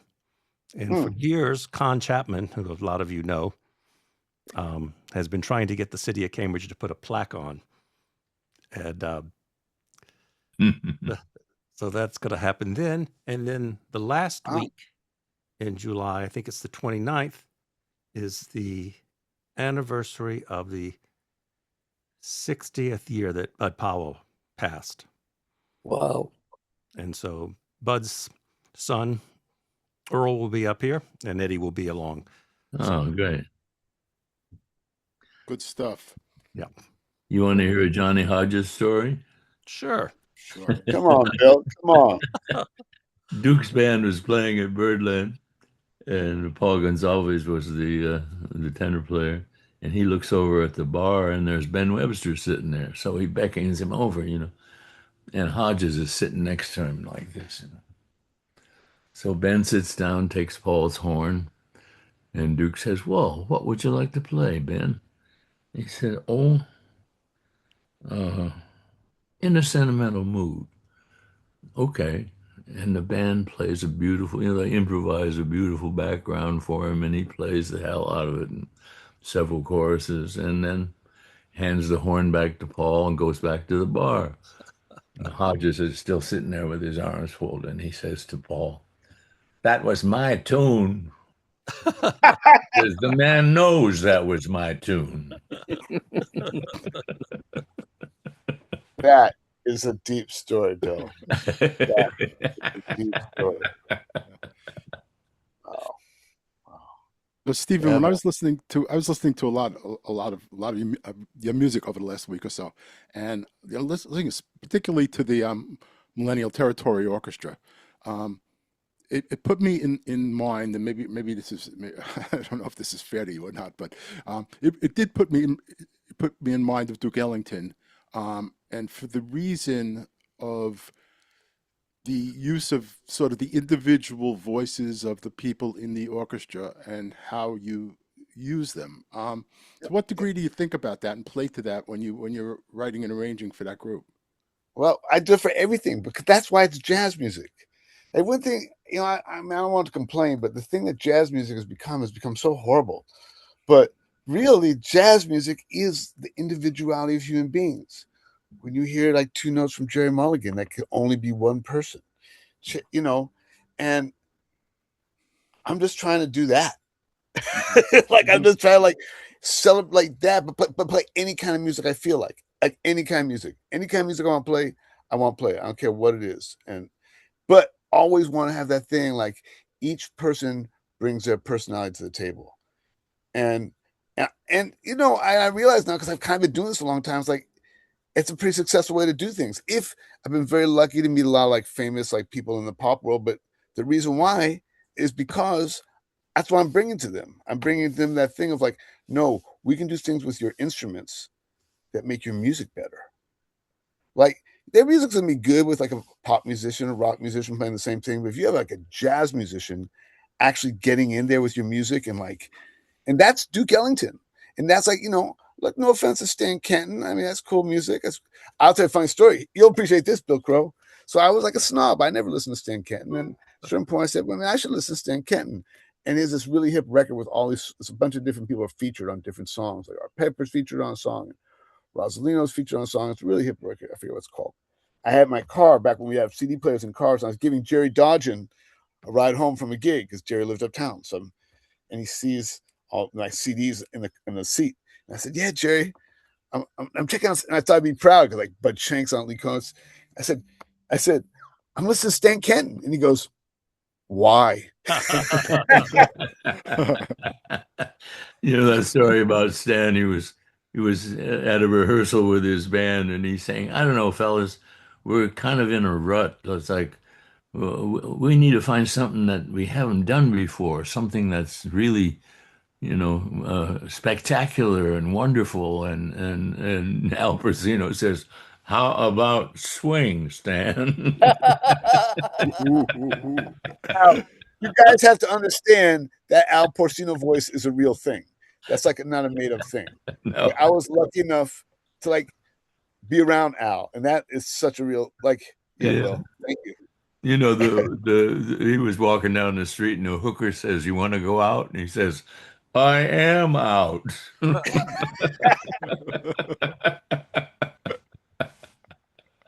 Oh my God! Yeah, wow. Oh, God. Perfect. Million Man. stories in the Naked City. Oh my God. Yeah. So, but yeah, you asked me about Duke Ellington. So I would say that like that's really, I take all these influences, whether it's Duke Ellington or Parliament Funkadelic or Don Cherry or Art Farmer or whatever I love to listen to, Bitches Brew, and just. But I think Duke Ellington is always because Duke Ellington's kind of the best music. I mean, no offense to anything else, but like it is the Duke Ellington, just the best music. And when people say like, "Oh, aren't you nervous to work with Lou Reed?" I'm like, he's not Duke Ellington. It's like he's good. Not Duke Ellington, man. It's like I mean, when that's like your level, when like no, this is what we're all trying to achieve. This is like the highest Sure, level. sure, So yeah. sure. So I yes, know when I first heard Charlie Parker, I wasn't too thrilled because he didn't sound like Johnny Hodges, right. Yeah, because he was really a futurist, man. I mean, I can't believe what must it have been like to hear Charlie Parker when there was no Charlie Parker. That must have been incredible. Yeah. He had just opened at Birdland when I first moved to New York, so I went down there every night, and the band was Red Rodney and Bud Powell and Roy Haynes and, Mm, and Curly Tommy Potter. And then the mm, house band was all guys that had recorded with him. So there was Al Haig and Curly Russell and Miles and sometimes Sonny Stitt, sometimes JJ. mm. and, Incredible. and Okay, Max was the drummer. this guy I don't think ever played in New York studios. Did you ever know Al Killian? Sure. Tell He me. he was the famous lead player on a Right, lot of records. right, Some of the Basie band things for right, the Columbias. right. Good. Yeah, But yeah. a wonderful I mean, player. see, that's the thing we And asked me about these companies. Yeah. another one who was with Duke was Taft Jordan. Oh yeah. He had this giant sound. It was just, I got to play with him on a little concert in Town Hall, and the sound of that instrument in that hall was just, I can still hear it. What year was that? About 1952, 53. The Was Weavers that? had been blacklisted. It was the Huh? McCarthy bullshit. And they decided they wanted to get back together and do a concert, but they didn't want to do the whole concert by themselves. So they said to their manager, who could play opposite us, and he said, "Well, I got this little trio, John Benson Brooks." And I was with John's trio, and so when he called John about it, John said, "Oh, if it's going to be folk music, why don't we add a couple of horns and I'll write some jazz arrangements of folk music?" So we added Bud Johnson and Benny Green on trombone Wow. Whoa! and Taft Jordan. I love that. And So and thinking about that, Taft Bud had a Johnson, Benny. He Bud had a Johnson. solo. He had a solo on Shenandoah that just broke my heart. Oh, It's just oh so beautiful. my God.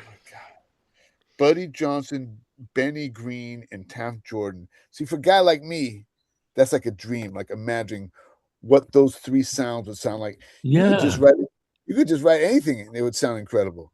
Wow, that's far out, man. Who was the drummer? Harold Granowski. I don't know that. Yeah. He He was the was drummer in the band. he was Yeah. out of the Tristano school. Right, right, right. He changed his name to Hal Grant and made a lot of money in the jingle business. Good, a smart move. Smart move. I was trying to think of the name of that drummer. I was telling them about this Snooky record that has all the guys on from the Aretha record. So it's a Snooky record, but it has like Richard T, Cornell Dupree, Jerry Jamont.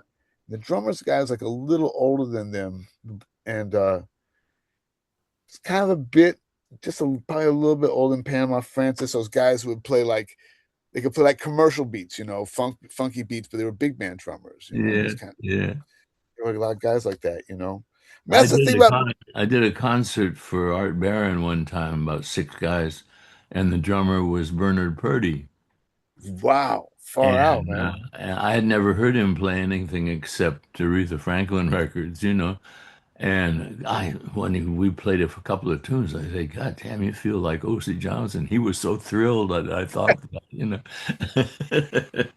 Yeah, but of course, because that's the guy he replaced in the studios. I'm sure that'd be the biggest compliment to him, man. Yeah, yeah, Yeah. I mean, all that stuff came from jazz music, man. I mean, yeah. And all the, goes back. and the jazz music came from dancing. Yes. And the You know, jazz music. And the that's why song. I tell people this, my generation is the last generation. So even if you didn't, because my generation, like kids didn't listen to jazz, listen to rock music and funk music and we were before rap, but punk music and stuff. But every single kid knew beep bop bop ba ba oh be down boom boom. And that tempo right there, that's a Sure. dance tempo. And it's like all the guys playing that came up playing dances. And so that dance is in their jazz beat. Well, it's So like that, Neil Hefti originally wrote Lil Darlin' as do do do do do do yeah, do do, yeah, and Daisy pulled it down until it was right for the dancers. that's right, man. Yeah. And that idea of jazz music being a dance music, man. And that's why, again, a vocal music, like a music of communication, you know. So that's my whole thing. Keep it like music of communication. And and then you can play any kind of music and just communicate to people. It's like Yeah, that's yeah, that's it goes back to what we were talking about Louis Armstrong, like hearing Louis Armstrong and like feeling something, like feeling this direct communication from the music. Yeah. That's why we're here. Yeah. You have a strong connection to New Orleans. How did that come about, and what's that about? You've worked with some of the Yeah, I worked with all fantastic the greatest guys. And greatest, I'll tell you, greatest. well, I'll tell you a funny story. It's like if you go down, forget the whole white black thing. If you go down as a northern musician into New Orleans and try to play New Orleans music the way they play it, they're gonna look like, the fuck are you doing, man? Like, because it's really specific the way yeah, those guys play it. yeah. Starting with the And drummer. yeah, absolutely.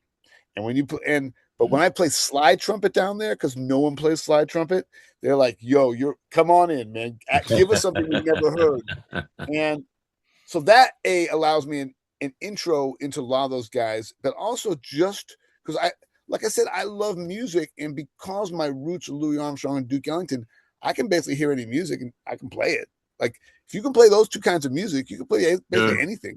sure. You know, that's until you get to like ultra fast things like that bebop way, but that's just a matter of like doing it till your body understands like, oh, you need to make these motions at these tempos, which is not easy, but still the same motion. I always Yeah, tell people, look, Clifford Brown didn't play anything Louis Armstrong didn't play. yeah. Nothing. Not a single note Clifford Brown played that Louis Armstrong didn't already play. Now Dizzy Gillespie, he played notes that no one ever played since. And, there are people who play beyond that, but in general, Louis Armstrong created the whole language. Yeah. And I'm not saying I'm a master of it, but I have a basic understanding of it, and that allows you to play things. So I don't even know. You were just asking about where does it even start? I We was were asking asking about New about Orleans, but oh right, about New Orleans. So when I heard Dr. John's music, and I had never really heard that. So because I'm a little too young to have heard that original New Orleans R&B music. That stuff made number one like in like 61. Those New Orleans songs were on the radio. Yeah. And Fats Domino and all that kind of And stuff. I've seen movies of like a church parade, must be like 20 trombones Oh yeah. and an old lady playing a cymbal. Yeah. And, you know, Yeah. somebody just playing bass drum and And it's still a culture down there, and and they're playing the church repertoire, you know. right, they're playing hymns. They're playing hymns out of Yeah. the hymn book with those same harmonies. They're using the Yeah. hymnal harmonies. But yeah, so I just started working with people like probably and I kept re-meeting him like Dr. John. I first met through Hal. Then I met Dr. John through just being in studios, and Dr. John used to run studio dates. He would write little. Dr. John was a working musician, so if he got a call, he needs to write a little theme for a TV show, and you get a little call. And then through Levon, we met Dr. John. Same way with Alan Toussaint. First met Alan Toussaint through Hal, then met him through Levon, and then through Henry, because then I had that band with Henry Butler. You guys know who Henry Butler was, right? And Yeah. Henry Butler was like the genius of all American music, and we ended up with like a band together. So spent 8 years with him, and then I have friends in the Dirty Dozen and play with those guys. So it just, for whatever reason, it's a natural thing for me to play down there and to play music with those. Do you know Yeah. the tuba skinny players? Oh, right. Oh, sure. Al Cohn's granddaughter. Yeah. Yeah. I what? remember when they were, I remember when they really were on the street. My wife Yeah. was like, oh, I used to call them my wife loved them. I used to call them the Dirty Underwear Band. All looked like they were wearing underwear. All looked like they've been wearing the same underwear for like a week, man. And they were pretty funky back then, man. Stephen, But how yeah, did you get hooked up with Levin Helm? that's just being a professional musician. Like I had a friend who's a great, Bill knows him, Eric Lawrence. And Yeah. Eric used to tell me, oh man, I go up to Levon's, and we do these things and it's on Saturdays and he's trying to get money to like keep his place because he might lose his place. It's really fun. I used to be like, oh, I do weddings on Saturday, man. I got to get paid. And then one Saturday, Bill understands that. One Saturday, I said, I don't have a wedding, man. Is anything happening up there? And I went up there and we played and it was like magic. And Levon was like, you're in the band. And there's a recording that Levon put out. And it's on, you can see it, it's on a CD and it's on YouTube. There's a video of it, there's actual video of it. And where Bill will understand this is what being a jazz musician allows you to do. I've never met Levon. We had started playing, and Levon was up in his house. He just walked on stage, maybe gave me a little look, and we just started playing music. And he just calls a tong and he's calling the changes out on the stage. And he's playing these fills, and those fills, like when a real good drummer is musical, that fill will tell you what you need to do. He'll play a fill, and that fill says, now you got to take it. That fill says, now we're going to pull it back.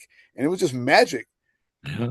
He didn't know my name. He didn't even know me. But that's what a jazz musician can offer to the situation. I played in a little band that George Wein put together for some college dates, and Mickey Sheen was the drummer, and George played piano, and the front line was Lawrence Brown, Shorty Baker, and Pee Wee Oh, Russell.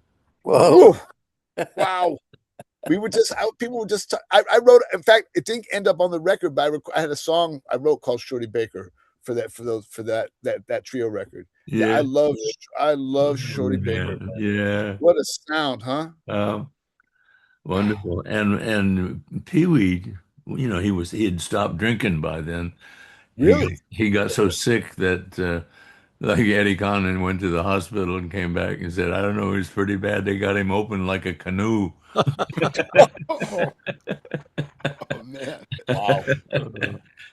Wow. But he sobered up and came out and he really started playing some interesting clarinet. Wow. We were What a front we were line, man.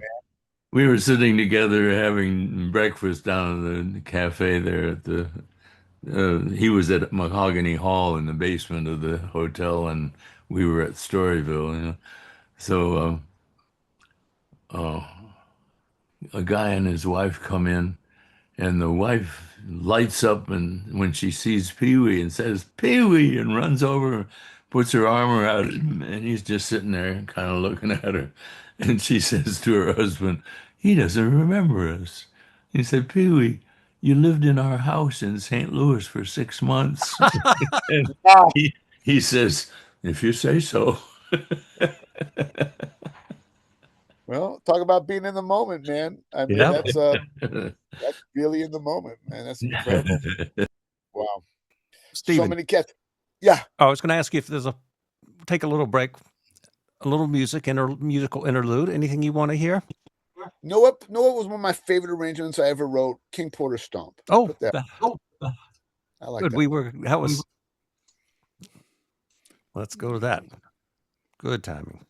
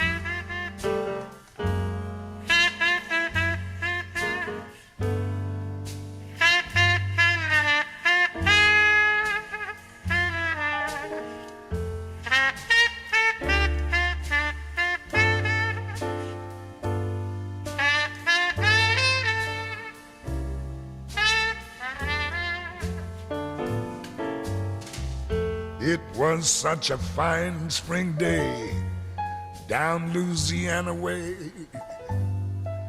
with fragrance divine, oh baby, and such magnificent regalia, oh so fine, azalea. Oh, what a lovely sight, in red and pink and white. Can't help but believe that nothing evil can assail you. So naive,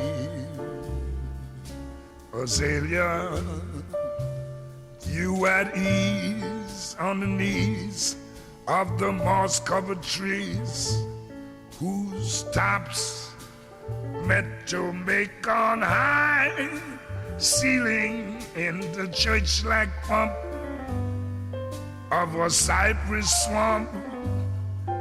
I've yet to get that same strange feeling. I've got to go back there and find that blossom fair I'll always dream of. 'Cause with you, who could be a failure? My first love, azalea.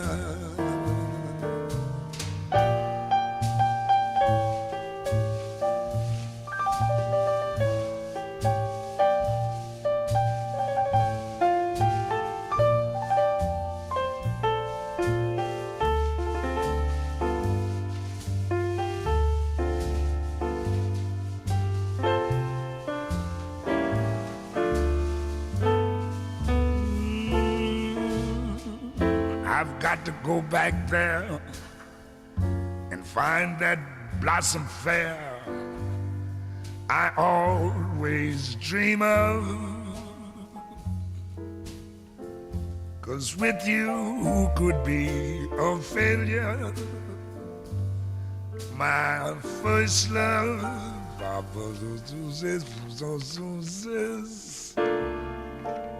my very first love,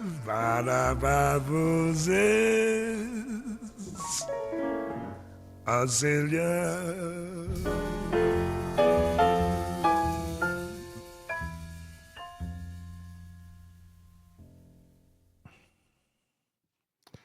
Well, we all know who that was. The two greatest. Stephen, you're muted. And Rick, did you have a question? Or you want to text me? Go ahead, Stephen. No, just what Bill said, the two greatest. I mean, the two greatest. It could be no greater than that. And when you hear at the very end where he sings those upward arpeggios, every hip note, it's all in there. It's like all in there, man. And Louis Armstrong no one will ever find a recording where Louis Armstrong plays anything outside the chord. He was the master of chordal harmony, man. The master. And Bill tell you this, like in theory, like music, I don't know how much you guys know about, but like diatonic, that's kind of a key. So blues and things like that are diatonic. Like the beginning of rhythm changes is diatonic. Things are diatonic. Certain songs go to different keys. Now, a lot of New Orleans music has what we call a 3-chord or a 6-chord dominant. Both those chords have notes in them that aren't in the tonic key. So, but they're very natural in the songs. And say even the 2-chord, you know, there has notes that aren't in the tonic key, and you will never ever find an instance of Louis Armstrong not playing the perfect note on any chord. His ears were, and it's all so musical, but it's magic. It's just magic, man. Louis Armstrong is magic. Yeah. Sorry for going on a diatribe, but No. I was going to ask you to kind of hum out some of the 2 and the 3 and the 6 for. Well, like I said, I don't even play piano, so it's embarrassing. But like So that's our diatonic chord, right? But a 3 chord is. Can't hear it. Oh, sorry. So, okay, here we go. So Well, you or Bill are gonna that's have to a 3 hum. chord, right? And a 3 chord is this. Can't hear. Has all this note's not in the what? All these 2 notes are not in the key of the diatonic key. I mean, and then that 6 chord. We can't hear the Yeah, chord. we're not hearing Well, the believe keyboard. me. Believe me. Anyway. I believe you, or Bill Crow could, or I know Shapiro. You it's could hum there. this to it for us. But yeah, beautiful, man. So you got how about that? I gotta say, I'm pretty proud of that King Porter stomp arrangement, man. It You doesn't should be. stop. It's amazing. It's Yeah. amazing. And Henry Herlin Butler, man. Riley just, and it was a record date. I didn't know Herlin. I mean, they brought in Herlin and Reggie Veal for the record date, and those guys just came, and it was wintertime, and those are New Orleans guys, and they were here, and it was really a cold winter date on that session. I remember Herlin was there with his thermal on, and boy, he just bent over and he made that he got hot, man. Yeah. I mean, that's the thing about New Orleans music, as Bill said, it all really comes from the drums. That drum is there's New Orleans music and there's New Orleans music. Like there's the style of New Orleans music and there's actual New Orleans music. And the actual New Orleans music is about the drums. Yeah, and it's meant to move you. Yes, exactly. It's a dancing drum beat, and so when people start playing New Orleans music more for drinking and that kind of very drunken kind of other way of playing, it's the same songs but a different feeling, But anyway, it's still going on in New Orleans, man. A lot of great musicians down there. We had talked a little bit. You talked about your involvement with Levon Helm, and I think we wanted to play your arrangement of Jerry Garcia's Tennessee Jed. Maybe bring that into the discussion a little bit. I know I've seen you do basically Grateful Dead shows or Right. large number of Dead tunes. Well, I'll probably need to get going after this, but pretty soon, next 15 minutes or so. But the thing about the Dead, so I thought that was the worst music ever when I was a kid. I heard that kind of music. I just said, this is the worst shit ever, man. Like I didn't even know it was the Grateful Dead. It was just like this kind of music when I was a kid in California. It was everywhere. It's kind of like out of tune, acoustic guitar, rock, very the opposite of jazz, man. And the notes are the opposite, and the drums are the opposite. And so to me, it just didn't sound very good. And it took me a long time to learn, like Jerry Garcia and those guys, they're not playing blues. They're playing like a bluegrass scales. You know what I'm saying?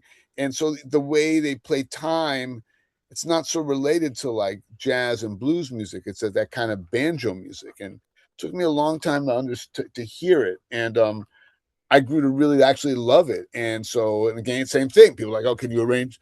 Well, first I wanted to arrange a tune.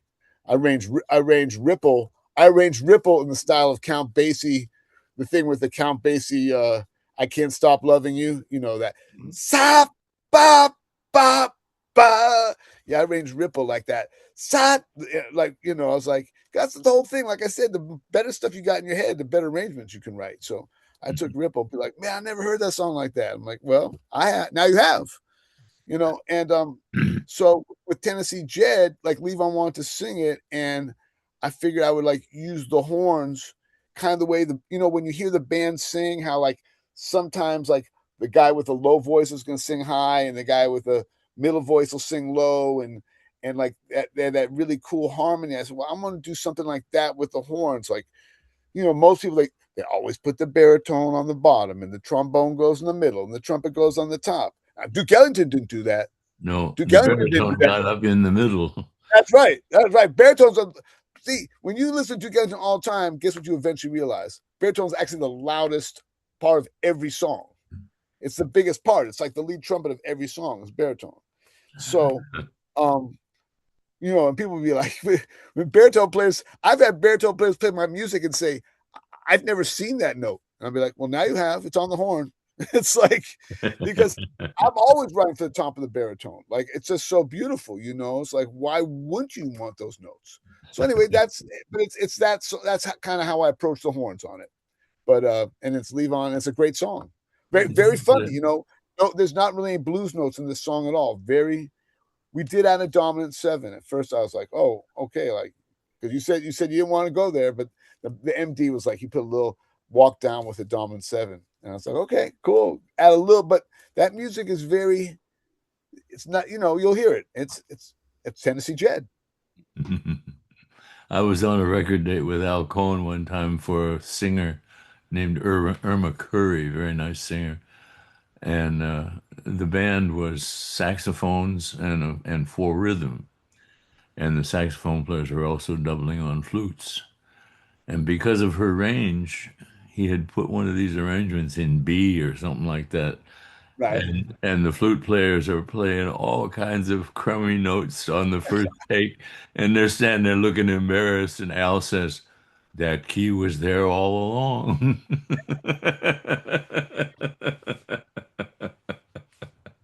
Oh, that's a good one. All right. Good one.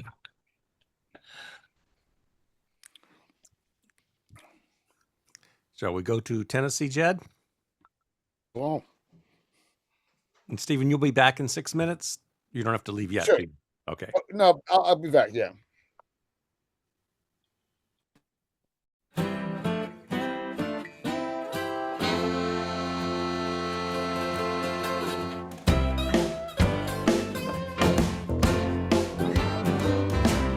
Cold iron shackles and a ball and chain. I listen to the whistle of the evening train.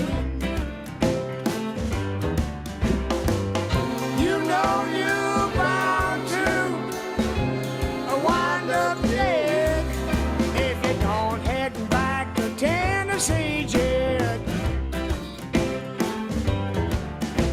A rich man step on my poor head. When you get back, you better butter my bread. Well, you know that it's just like I said. You better hurry on back to Tennessee, Jed. Tennessee, Tennessee, there ain't no place I'd rather be. Baby, won't you carry me back to Tennessee?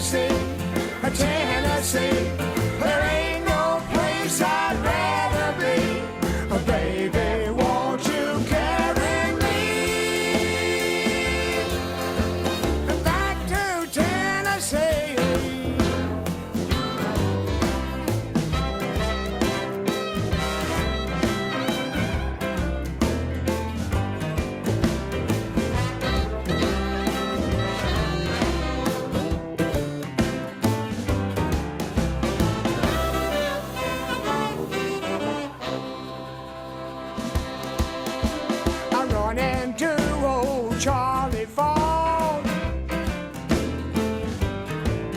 But he blackened my eye and he kicked my dog. My dog turned to me and he said, let's head on back to Tennessee, Jed. I woke up this morning, I was feeling mean. I went down to play on the slot machine. Dead wheels, they turn around, and the letters read, you better hurry on back to Tennessee, Jed. Tennessee, Tennessee, there ain't no place I'd rather be. Baby, won't you carry me back to Tennessee?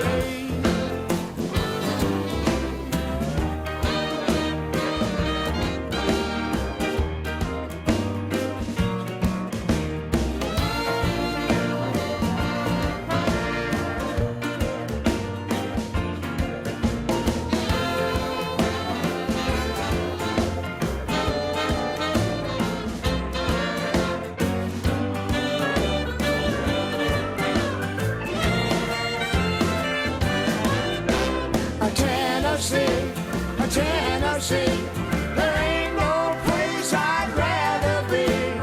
Baby, won't you carry me back to Tennessee? Baby, won't you carry me back to Tennessee?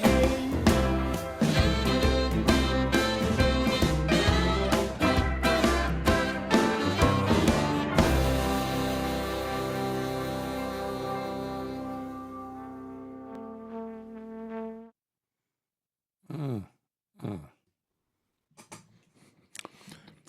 Has there ever been a greater singing drummer? Joe Jones. Well, Not to me. Levon was one of a kind, man. He really knew how. Again, he really knew how to communicate to people with his voice, his drumming, his just that. I mean, that's what I'm trying to say. Like that's the whole thing that to me is what jazz is, and that's like a lot of jazz musicians really liked Levon, and you know he was a country dude, man. He didn't. I mean, he did. You know, everyone dug Cozy Cole. I mean, every drummer at Levon, especially because Cozy had a radio hit. But you know, he was a rock and roll drummer. You know, they when they were young, they would play a little bit of in the club. You had to play something with a jazz beat, I'm sure. But but jazz musicians love him, and he was always like, I don't know why Jack and all those guys like my drumming, but it was something very conversational and real about his drumming, that just related to great.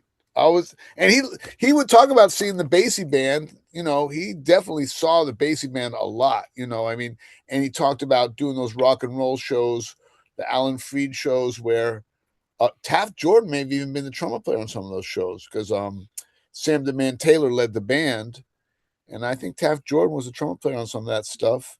And he'd be around those guys, But he was a really country musician, From born like in a shack, Levon was born. His parents were sharecroppers. One time, suppose they were doing like this big blues show with all those guys on it, all the famous dudes. Levon's like one of the only white guys playing, and B.B. King and one of those guys turned to him and said, "Man, you're the only one here who ever picked cotton." It's kind of like Mose Allison was from Tippo, Mississippi. Right. Mm-hmm. Yep. Yeah. That's real country, man. Yeah. Stephen, you have a few gigs coming up. Maybe we could talk about those. Well, I got we're doing Laurie Anderson, free show in Central Park on the 26th. On the 27th, I have my record release at National Sawdust in New York City. On the 28th, I have a concert upstate with Creative Music Studio Improvising Orchestra up in Kingston. That's all in June. On June 30th, I have a record release in Philly with it for the trio record. So record releases on the 27th and the 30th. And then I'm playing the Hamptons Jazz Festival with Sex Mob on the 3rd. Then I head out to Europe with Laurie. Then go San Francisco Jazz. Yeah, got a lot of work. Good work this summer, you know. Yeah, I'm playing at Dizzy's at the end of the summer with Sex Mob at the end of August. Yeah, Great. playing at the Maverick. You know, yeah, so it's a good summer of different music. You know. Fantastic. I'm looking forward to the Central Park thing. That if it's a nice night, man, that's going to be crazy. Even if it's not a nice night, it'll be crazy. It'll be a wild one. Yeah, it'll be super fun. And one of the best things about the Central Park gig is getting to drive your car into Central Park on a Saturday. It's super fun, man. It's like, that's my favorite part of the gig, especially when I was young, man. And we do a Central Park gig. Now it's a little more corporate, but we used to do those Central Park gigs. In fact, Bill, there was at the band show. I don't think you were on that. No, I think Dennis Irwin played. They made a tribute to Jimmy Maxwell that Dave Berger did, and he had like 40 trumpets at the band show in Central Park. Wow. Benny Powell, Jerry Dodgen, Don Butterfield, and Clark. Wow. And it was so hip, man. Yeah, I love Central Park, man. Oh, yeah. I walked up there one time and there were a whole bunch of Spanish people there that everybody had a portable radio tuned to the same station. And they put it all around the circle there in front of the band show. And they're all dancing, you know. They're all dancing. Yeah, man. Wonderful. Gotta love New York. Well, it's pretty corporate now, man. It's not quite like that anymore, that's for sure, you know. No. But you know, that's New York. You know, but yeah, I got all these shows, got the new record, and you know, people are digging the new record. You know, for me it was a big I'd never done anything like this. You know, for me it was like, oh, because when you write songs, do records with arrangements, like you know they're gonna work. Arrangements are a bit of a trick, you know, like when you write an arrangement, you know it's gonna work as a beginning, middle, you do a big end. It's like, you know, they work. But when you do improvised music, it's a lot more like you know, you need listeners who are willing to go on a voyage with you. As I said, I made a realization, like, yeah, the journey is the destination when you're doing improvised music. You know what I'm saying? When you write an arrangement, it's about like you're achieving a destination. And when you're improvising, you're taking a journey, and that is the destination, the journey of improvising. You know, true improvising. So I'm happy that the people are into the record. So because it's definitely more. You know, you're not delivering it on a platter. You're delivering for people who really want to listen to music. You know. Yeah, it's a beautiful record. You did good. Yeah, I feel good. Thank you, man. Makes me feel good. Like I said, I always wanted to make a record like this, and I listened to it, and I was like, well, this is exactly what I wanted to do, man. I don't know what anyone else could think about, but that's not my problem. Yeah. You know? What are any precedents that affected you in terms of this record? No, because there's no real trumpet trio records. Yeah. I mean, it's not like there's none, but most of the guys who have done them are more avant-garde trumpet players, you know, and like pure avant-garde, you know. And so because I'm dealing more also as a technical trumpet player, like a guy who like really comes from like, you know, like big band trumpet players, even that's not the style of music I'm playing, I'm kind of dealing with, you know, the trumpet, like think of it like an opera voice, but maybe not a high opera voice. You know, often people think of trumpet as like a high opera voice, but like trying to play the trumpet like just like you're singing, and then just use harmony. And that's what we all learned from Ornette. Like before Ornette, everyone put their harmony to the way a song outlined your harmony, and that's how you played. And with Ornette, it kind of became like you can just create your own harmony, which I always tell, like, piano players tend to do that anyway. Like if you're a good piano player, they'll be playing. Bill tell you, you're just gonna have to watch their left hand because if they're playing for themselves, they'll start moving around. Now, if they're playing for the horn player, they're gonna bang the damn chords. I look at them like, how come with me you bang the chords, and when you play all that hip stuff, man? It's like, like you know. So, like a lot of times, piano players, I would like to start playing outside the key, and you better keep up with me. And the real good ones, they go like, oh, right. I'm like, yeah, well, you guys are doing that, like a Bill like knows this joke where the female singers at the gig, and the guy says, you can do Love for Sale the way I can do that arrangement of Love for Sale. She goes, which one? She goes, the one where you modulate a half step down after the first 8 bars, and then there's the 3/4 bar like at the end of the first chorus, then you modulate up 2 steps, and there's that 7/4 bar right there before the bridge. She goes, I don't know what you're talking about. He goes, that's what you did yesterday. Yeah. Yeah. But yeah, so yeah, man. I'm glad people, but no, it's nice, because when you create things, you don't know what's going to happen when they're out in the world. So I'm pleased because it just, I've been thinking about this for you asking there's precedence, and there kind of isn't. So I just want to invent a way to make a trumpet trio record, and one of the ways I did it was like with piano trios, the piano is the center of attention, and even with tenor trios, in a sense, like the tenors, like Sonny Rollins, man, everyone's just following Sonny Rollins. I mean, you're digging the drums and bass, but everyone's on Sonny Rollins. Right. I said, well, I'm gonna do a record where it's just like 3 equal voices and just see what that is. Like, I don't know what it is, but I'll find out when I'm done. Yeah. I thought when I heard it, I remember seeing Lester Bowie and Philip Wilson play together. Oh, okay. You got me. Yes. Wow. Bill. So yes. Big ears, Bill. Mm-hmm. A lot of people haven't heard that stuff. That is definitely precedent for it. No doubt. Absolutely. And that's the music I came up listening to. I mean, those were the guys when I was young. That's why I'd go here. So, I was always like, and we came up with our own way of making music, but I was like, well, I'd like to make some music using, I call it all orchestrations. Like, if you're making like pop music, funk music, rock music, one of the things about it is it's like electric guitars, electric bass, drums. That's the orchestration of it. Big band, that's big band. Jazz quintet, that's, trumpet, tenor, acoustic bass, that's jazz quintet. It's like the orchestration alone gives you're automatically in a certain zone. You know what I'm saying? And so with trumpet trio, it's like, well, there's not a lot of rules for that zone. So it's like, well, what are you going to do?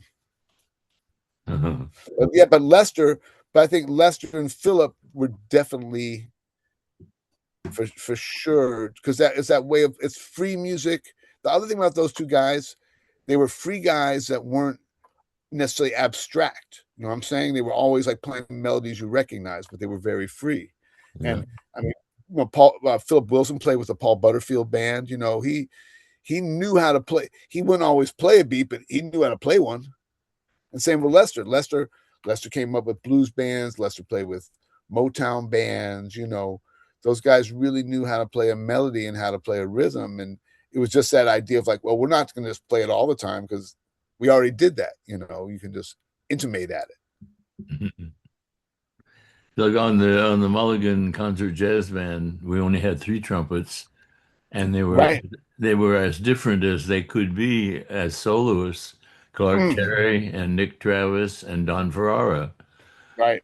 But as a section, they just sounded fantastic, And hearing you talk that way, I would think, geez, I wish I had the imagination to coax somebody to do a record date with those 3 trumpets. Yeah, wouldn't that have been something? God, yeah.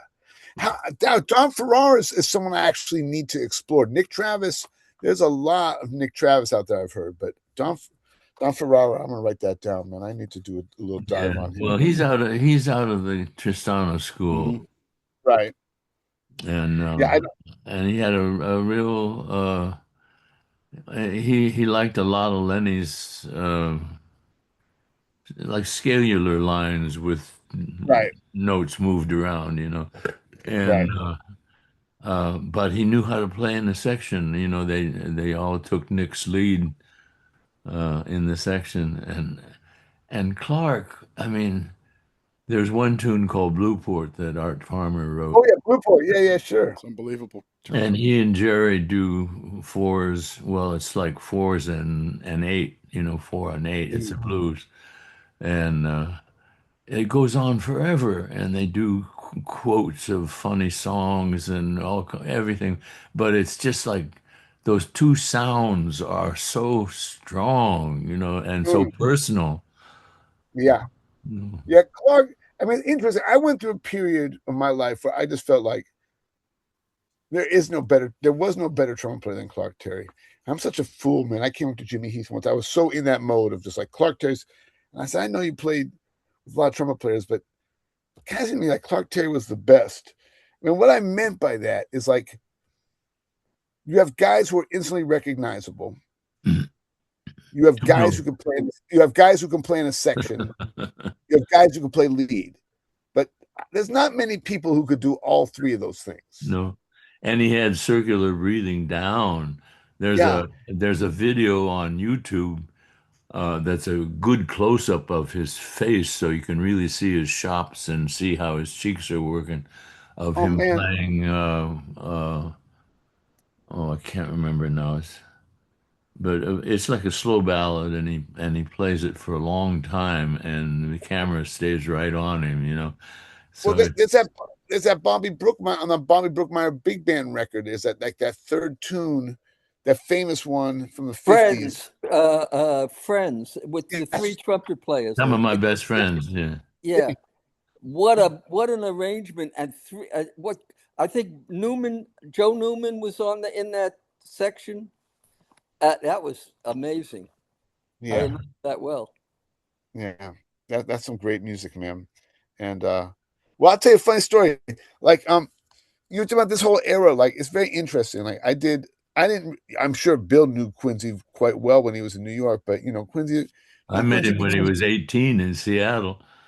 really Yeah, okay, okay. So and of course Quincy became Cube, right? And we did this gig with Hal Wilner, so I did all this stuff with Hal, and we would do these big band, these benefits for the Jazz Foundation, and it'd be all the famous people singing, Bono and David Johansen and Elvis Costello and blah blah blah, all these fans. But we'd use a big band. We'd use the Kansas City band, and sorry, man, I just lost a train of thought, man. We were just talking about what are we talking about? We're talking about help me out here. Quincy. Oh, Quincy. Talking about Quincy. So they're honoring Quincy. So Quincy's there, and of course, like every famous person in the world is there and wants to talk to Quincy. And I just see Quincy and he's in a little room by himself. So I walk in the room. I say, "Hey, Quincy, I'm Stephen Bernstein. I'm the MD at this band here, and my trumpet teacher, Jimmy Maxwell, always talked about you." And man, his eyes just lit up, and he goes, he was so important to me. He really helped me out. And he says, when I got to New York, man, there was a certain thing that you could only get here. You had Joe Newman and you had Clark and you had Jimmy. And he just starts talking about these guys. And this is Q. This is like the famous Mr. Hollywood.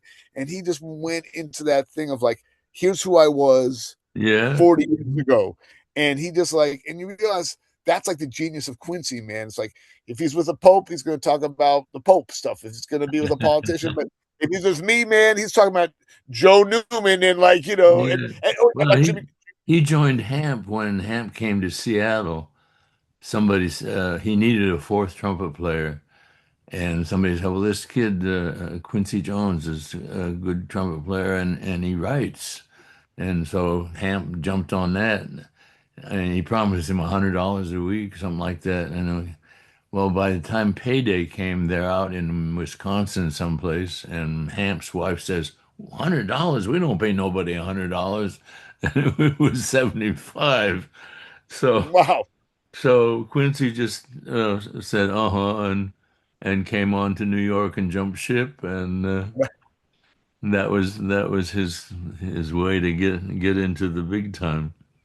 Yeah, and Jimmy told me like a lot of Quincy's dates, his early dates, they would do them late. They would when they kind not double over, not the overtime late, the kind of like a little off the books late, like people were Yeah. doing it when he was young.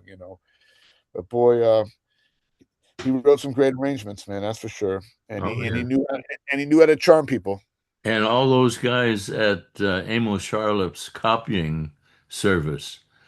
He had Ralph Burns, Bob Brookmeyer, Al Cohen, Billy Byers, all guys that could write. Hale Rude, uh, Gary McFarland, and they were doing copying work when that was the gig, but Right. like Quincy would overbook. He was such a good salesman that he would get himself backed up, or no way he could possibly turn out the Right. amount of music he needed for the next week. So these ghostwriters in the sky Oh would yeah, would come and write Quincy Jones style arrangements. that's exactly it. And everyone know that was the story. But also, even in his band, Jimmy Maxwell used to tell me, because Jimmy was in the original band. Maybe you were too. I don't know. And he said to me, Quincy was smart. He said he had 8 great arrangements, and then he hired a band with Al Cohn and Bob Brookmeyer and Ernie Wilkins and Billy Byers, and everyone's I got two. By the Yeah. he's a smart guy, man. Oh All yeah, these it guys. was very smart. Imagine that trumpet section that Hamp had with Art Farmer, Quincy, and Brownie. Yeah, Yeah. Clifford Brown. I mean, think about that, man. Yeah. Well, But and yeah, and Quincy said, well, when he got on that band, he said, I'm trying to play bebop, and they gave me a chorus, and I played my best bebop, and no response from either the band, the leader, or the audience. And he says then the next trumpet player next to me, when he gets a chorus, he's juggling his horn and signifying, and he said, "Oh, I see how it goes." right. Yeah, yeah, That was when yeah. I first heard a Fender bass. They were playing in Toronto when I was playing at a club in Toronto, and we went over to catch a matinee. And I walk in and I hear all these bass notes are so clear and great, and I don't see no bass player. It was the prototype Fender bass Mm, that Monk yeah, Montgomery was playing. mm. Hey, Bill, did you ever get to hear Clifford Brown live? Sure, Now, sure. here's the question I always had, like his sound, I only know his sound from records. What was his sound like live? Was it a big sound? Was it It a was, yeah, it was full, and, shiny. right, Wasn't a piercing sound. It was like a right. fat sound, closer to a flugelhorn than a trumpet. Interesting. So even live it was like that. Yeah. Wow. And he would play, several choruses. You didn't get that on a record. Right, right, And, right. I Did can't, he Yeah, no. sound? Did he sound like Fats Navarro? He does to me. yeah, I didn't think of Fats when I heard him. Fats was really more of a bebopper. Clifford was like a melodic bebopper. Yeah. What He, about Clifford on the real up-tempo pieces? oh, Cherokees and he still played songs. His solos are all so melodic, and I the mean, things that he wrote were also interesting. that's what I was saying about the thing about Clifford and Louis Armstrong. I mean, like Fats was using more of that bebop vocabulary, like just the direct, like more arpeggiated, more like other kind of notes from the chord. How you Yeah, and when high everything was notes. yeah, and but Clifford played high too, but he would like a singer, not like a stat. Like it was just like you said, it was very song oriented, even at a very fast tempo. Even though he could play a lot of eighth notes, and it was still so melodic. And Yeah. Almost conversational, I It's think. like Like, I read an interview with Roy Eldridge one time, and he said he and Herman Autry were playing at a jam session uptown, and he's getting ready to play, and Herman is playing, and he said, "Damn, he's playing like a high A," and he said it really shook me so much that I didn't play much on my choruses. He says I went home and I sat on my bed and I thought, well, now he just played those notes. Now, if I could play ideas that went up to those notes, I could cut him. And so the next time they play together, he does that, Right. and he says the next time we was both so busy watching each other that neither of us played shit, you know. Wow. You don't hear many Herman Autry stories. That's for sure, man. That's a Yeah, we're probably the only people telling good Herman Autry stories right now. That's for sure. that was competitive days, boy. Oh, I bet, man. Roy He was very. said he said at that time in the jam session, if you took a chorus and it wasn't really hot, the guy that wanted to come on next to you would stomp his foot and come in, you know. And he said when his brother got him to come down and play, and uh, and he was kind of shy and he didn't really play as good as his brother knew he could play, and he got stomped on 2 or 3 times, and his brother took him up and poured a double shot down him, and now he said, "Now get down there and stomp those cats, or I'm going to beat you up," you know. And he said from then on there was no looking back. Right. He said Wow. sometimes I would pretend to be drunk and then get up there and play real good, you know. He said, Yeah, it definitely lowers the inhibitions. That's for sure. That's yeah. Yeah. Not a lot of that anymore, man. I mean, every that's no. it's a different world, man. It's a different Somebody world said out that about Don Bias. I think uh, I can't remember who the tenor player was. He said he would sub for Don once in a while, and he said, Don met him on the street and said, "Hey, could you play for me on the street tonight? I'm busy." Okay. So he goes in and sets up with the band, and here's Don standing beside him. He said he just needed somebody to cut, you know. Wow, that's heavy, man. That is heavy. That's heavy. All Stephen, do you right. hear any young players in your travels that are knocking you out or what have you? There's a lot of great young players. Here's the deal. There's a lot of amazing young musicians that like blow me away, and there's a lot of musicians who just annoy the shit out of me. And because there's a whole thing now where everybody can play everybody's phrases. So, and they get on the internet and they're like playing along with other people's solos, and like it's just embarrassing to me, man. It's like that's not to me. Jazz is there's this whole like weird competitive like I understand why you would want to play everything Barry Harris told you. I understand that, but Barry Harris already did it. Mhm. I understand the guys who are so committed to this music and they've really committed to it and play it like songs. But so many people just play it like Bill. Understand what I'm saying? I said, well, these young guys, they all get to the third and the seventh at the right time. That's for sure. They never miss a third. They never miss the seventh. Like we were missing everything, man. I didn't know shit. I still don't know shit. These guys, man, these kids, they can play every tune, every key, every permutation. But what story? What? But it's not so. I'm from another generation of like jazz is storytelling, jazz is dance music, jazz is something to make you feel good. And it was and I also said jazz went from being a night culture to a day culture because Yeah. everyone's at school learning things, being graded on all this shit. We And used to like I work from 9 o'clock till 3 o'clock, and they'll go looking for someplace to play. play, right, yeah, right, right, right.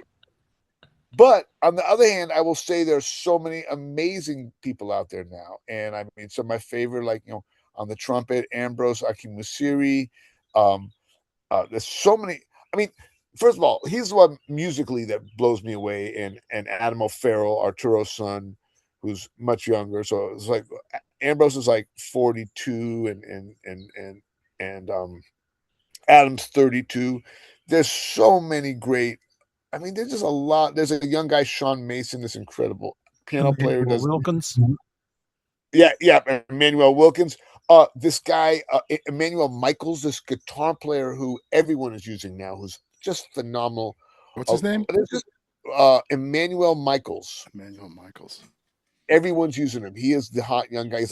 He is kind of like Tony Williams was when Tony got to New York. Like everyone wants to use this guy. Like I tell people, you know who Bern Nix was, who played with Ornette. Sure. Oh yeah. Yeah. Mhm. I said this guy plays. If Bern Nix had Art Tatum's technique, that's what this guy plays like. Like Wow. it's really like I'm like, what the hell is he playing? I can't even tell. like harmonically, it's kind of pretty out there, but it's just like technically so cool. I mean, there's a lot. I mean, there's a lot of really great music, really great musicians, but there's just so many musicians because so many people have gone to school. Everyone's on the internet. Everyone can play along with. Everyone knows every Cedar Walton song, and like can like do every. Mhm. Everyone can play like whatever everything they can play everything like in 7/4 or 15 or some shit like that. Like big giant steps in the key of B in 15. It's like yeah, but no one can, but who wants to hear that? I mean, that's good that you can do that. That's cool. So there's a lot of me that like kind of rebels against the music, a lot of music I hear now. And When then somebody said to Miles, when the piano is in five sharps, where does the trumpet go? And he says, back in the case.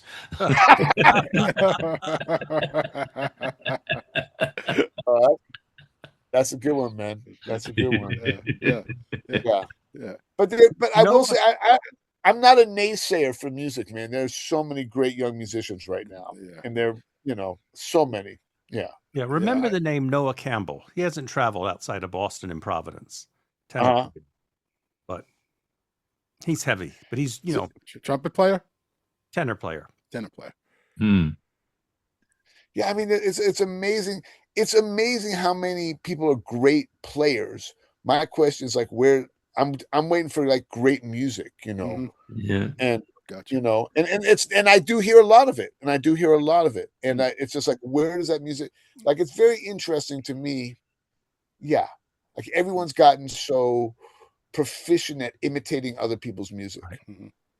and that's good. But it's always just weird. I know I sound like an old guy, but like I heard Freddie Hubbard, and I feel so I feel like I have this conversation every day. It's right. the same thing. It just seems like yeah.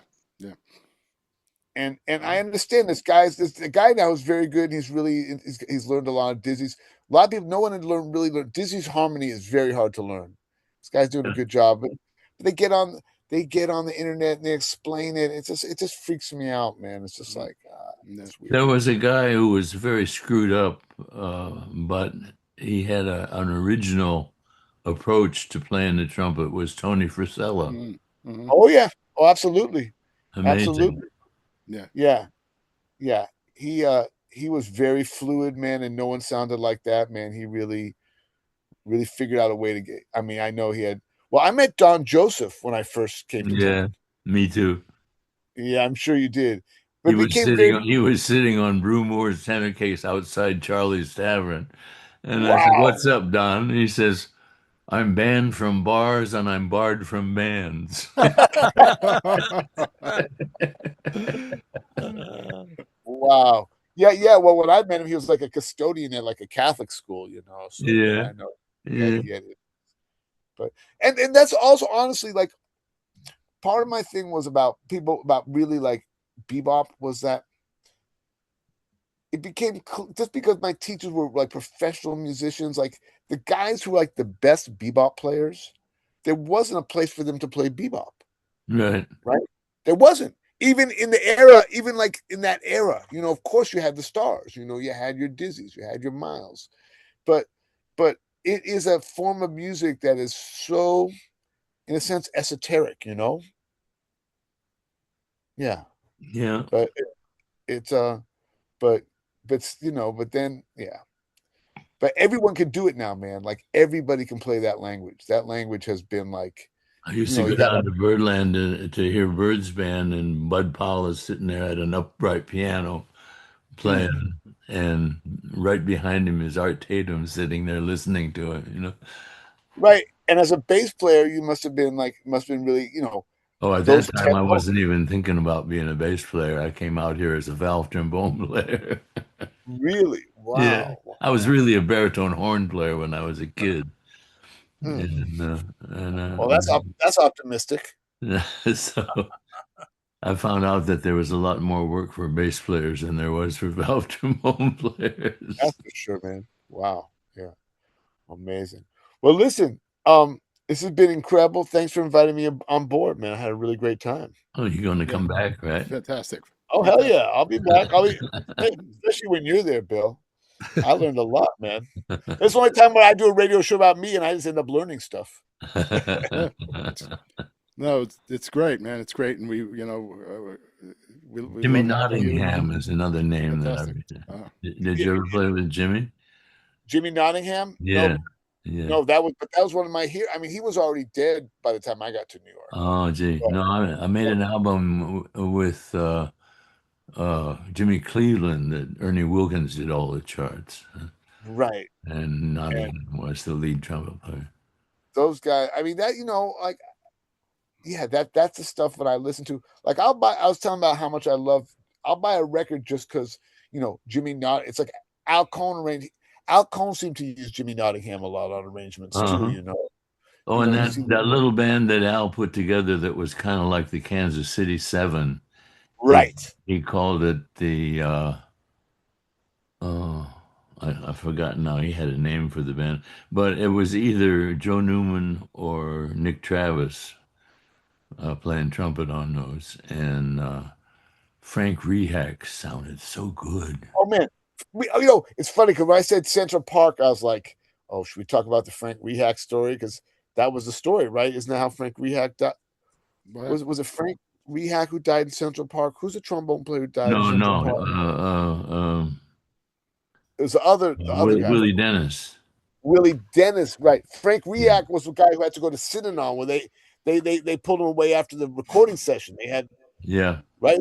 That was the one, like, they had a recording session. He became one of the instructors at Synanon. Right. And it was like, he says, I've done all this shit. You can't bullshit me, There isn't anything I haven't tried and been strung out on, Now, Willie Dennis was on that Russia tour with you, right? Yeah. He was a hip trombone player, man. Oh, yeah. He Wonderful. was a very hip trombone player, man. Wonderful. And Jimmy was also with us. Yeah. Yeah. Both those guys did like that kind of against the grain. Like, there's a great record, a Mingus record with 4 trombones with JJ, Kai Winding, Benny Green, and Willie Dennis, man. And that's some heavy company, boy. Willie Dennis. Some hip shit on that, man. And it's funny. So those guys sometimes would use the slide. You got a slide there. How come you don't use it? Everybody is trying to avoid the slide sound. Yeah. And it's right there. Yeah. I really love that. There's not that much Willie. I mean, he died pretty young, man. Yeah. But boy, he sure was great, man. And his wife Morgana got a real big payout from his insurance just because he was sitting at the bar at Jim and Andy's, and this guy that used to sell insurance was in there, and he talked Willie into buying a policy. And just as he was ready to finish the thing up, he said, it only costs you an extra $25 for double indemnity. Well, he said, I put it down, and she got all that money. Wow, that is crazy. That is a good story, man. All right, brethren, enjoy the basketball game. Oh yeah, all right. Stephen, you're welcome anytime. We're here most. All right, anytime. This was great. Thank you so much. Fantastic. Thank you so much. All right, man. Bye. All right. Okay, bye. All right, bye. All right. Well, thank you, Eddie. Thank you, Cliff. A fun guy. Yeah. You guys know each other prior to this, I assume? No. No. Wow. Okay. Amazing. Right. I think the people that I don't know outnumber the ones I do. Mm-hmm. Especially bass players. You only meet them one at a time. Okay. I'll be back, but right now, thank you, everybody. Okay, good night. And Change the Pace. Sweet and Lovely by Elmo Hope. All right. Okie doke. Good night, everyone.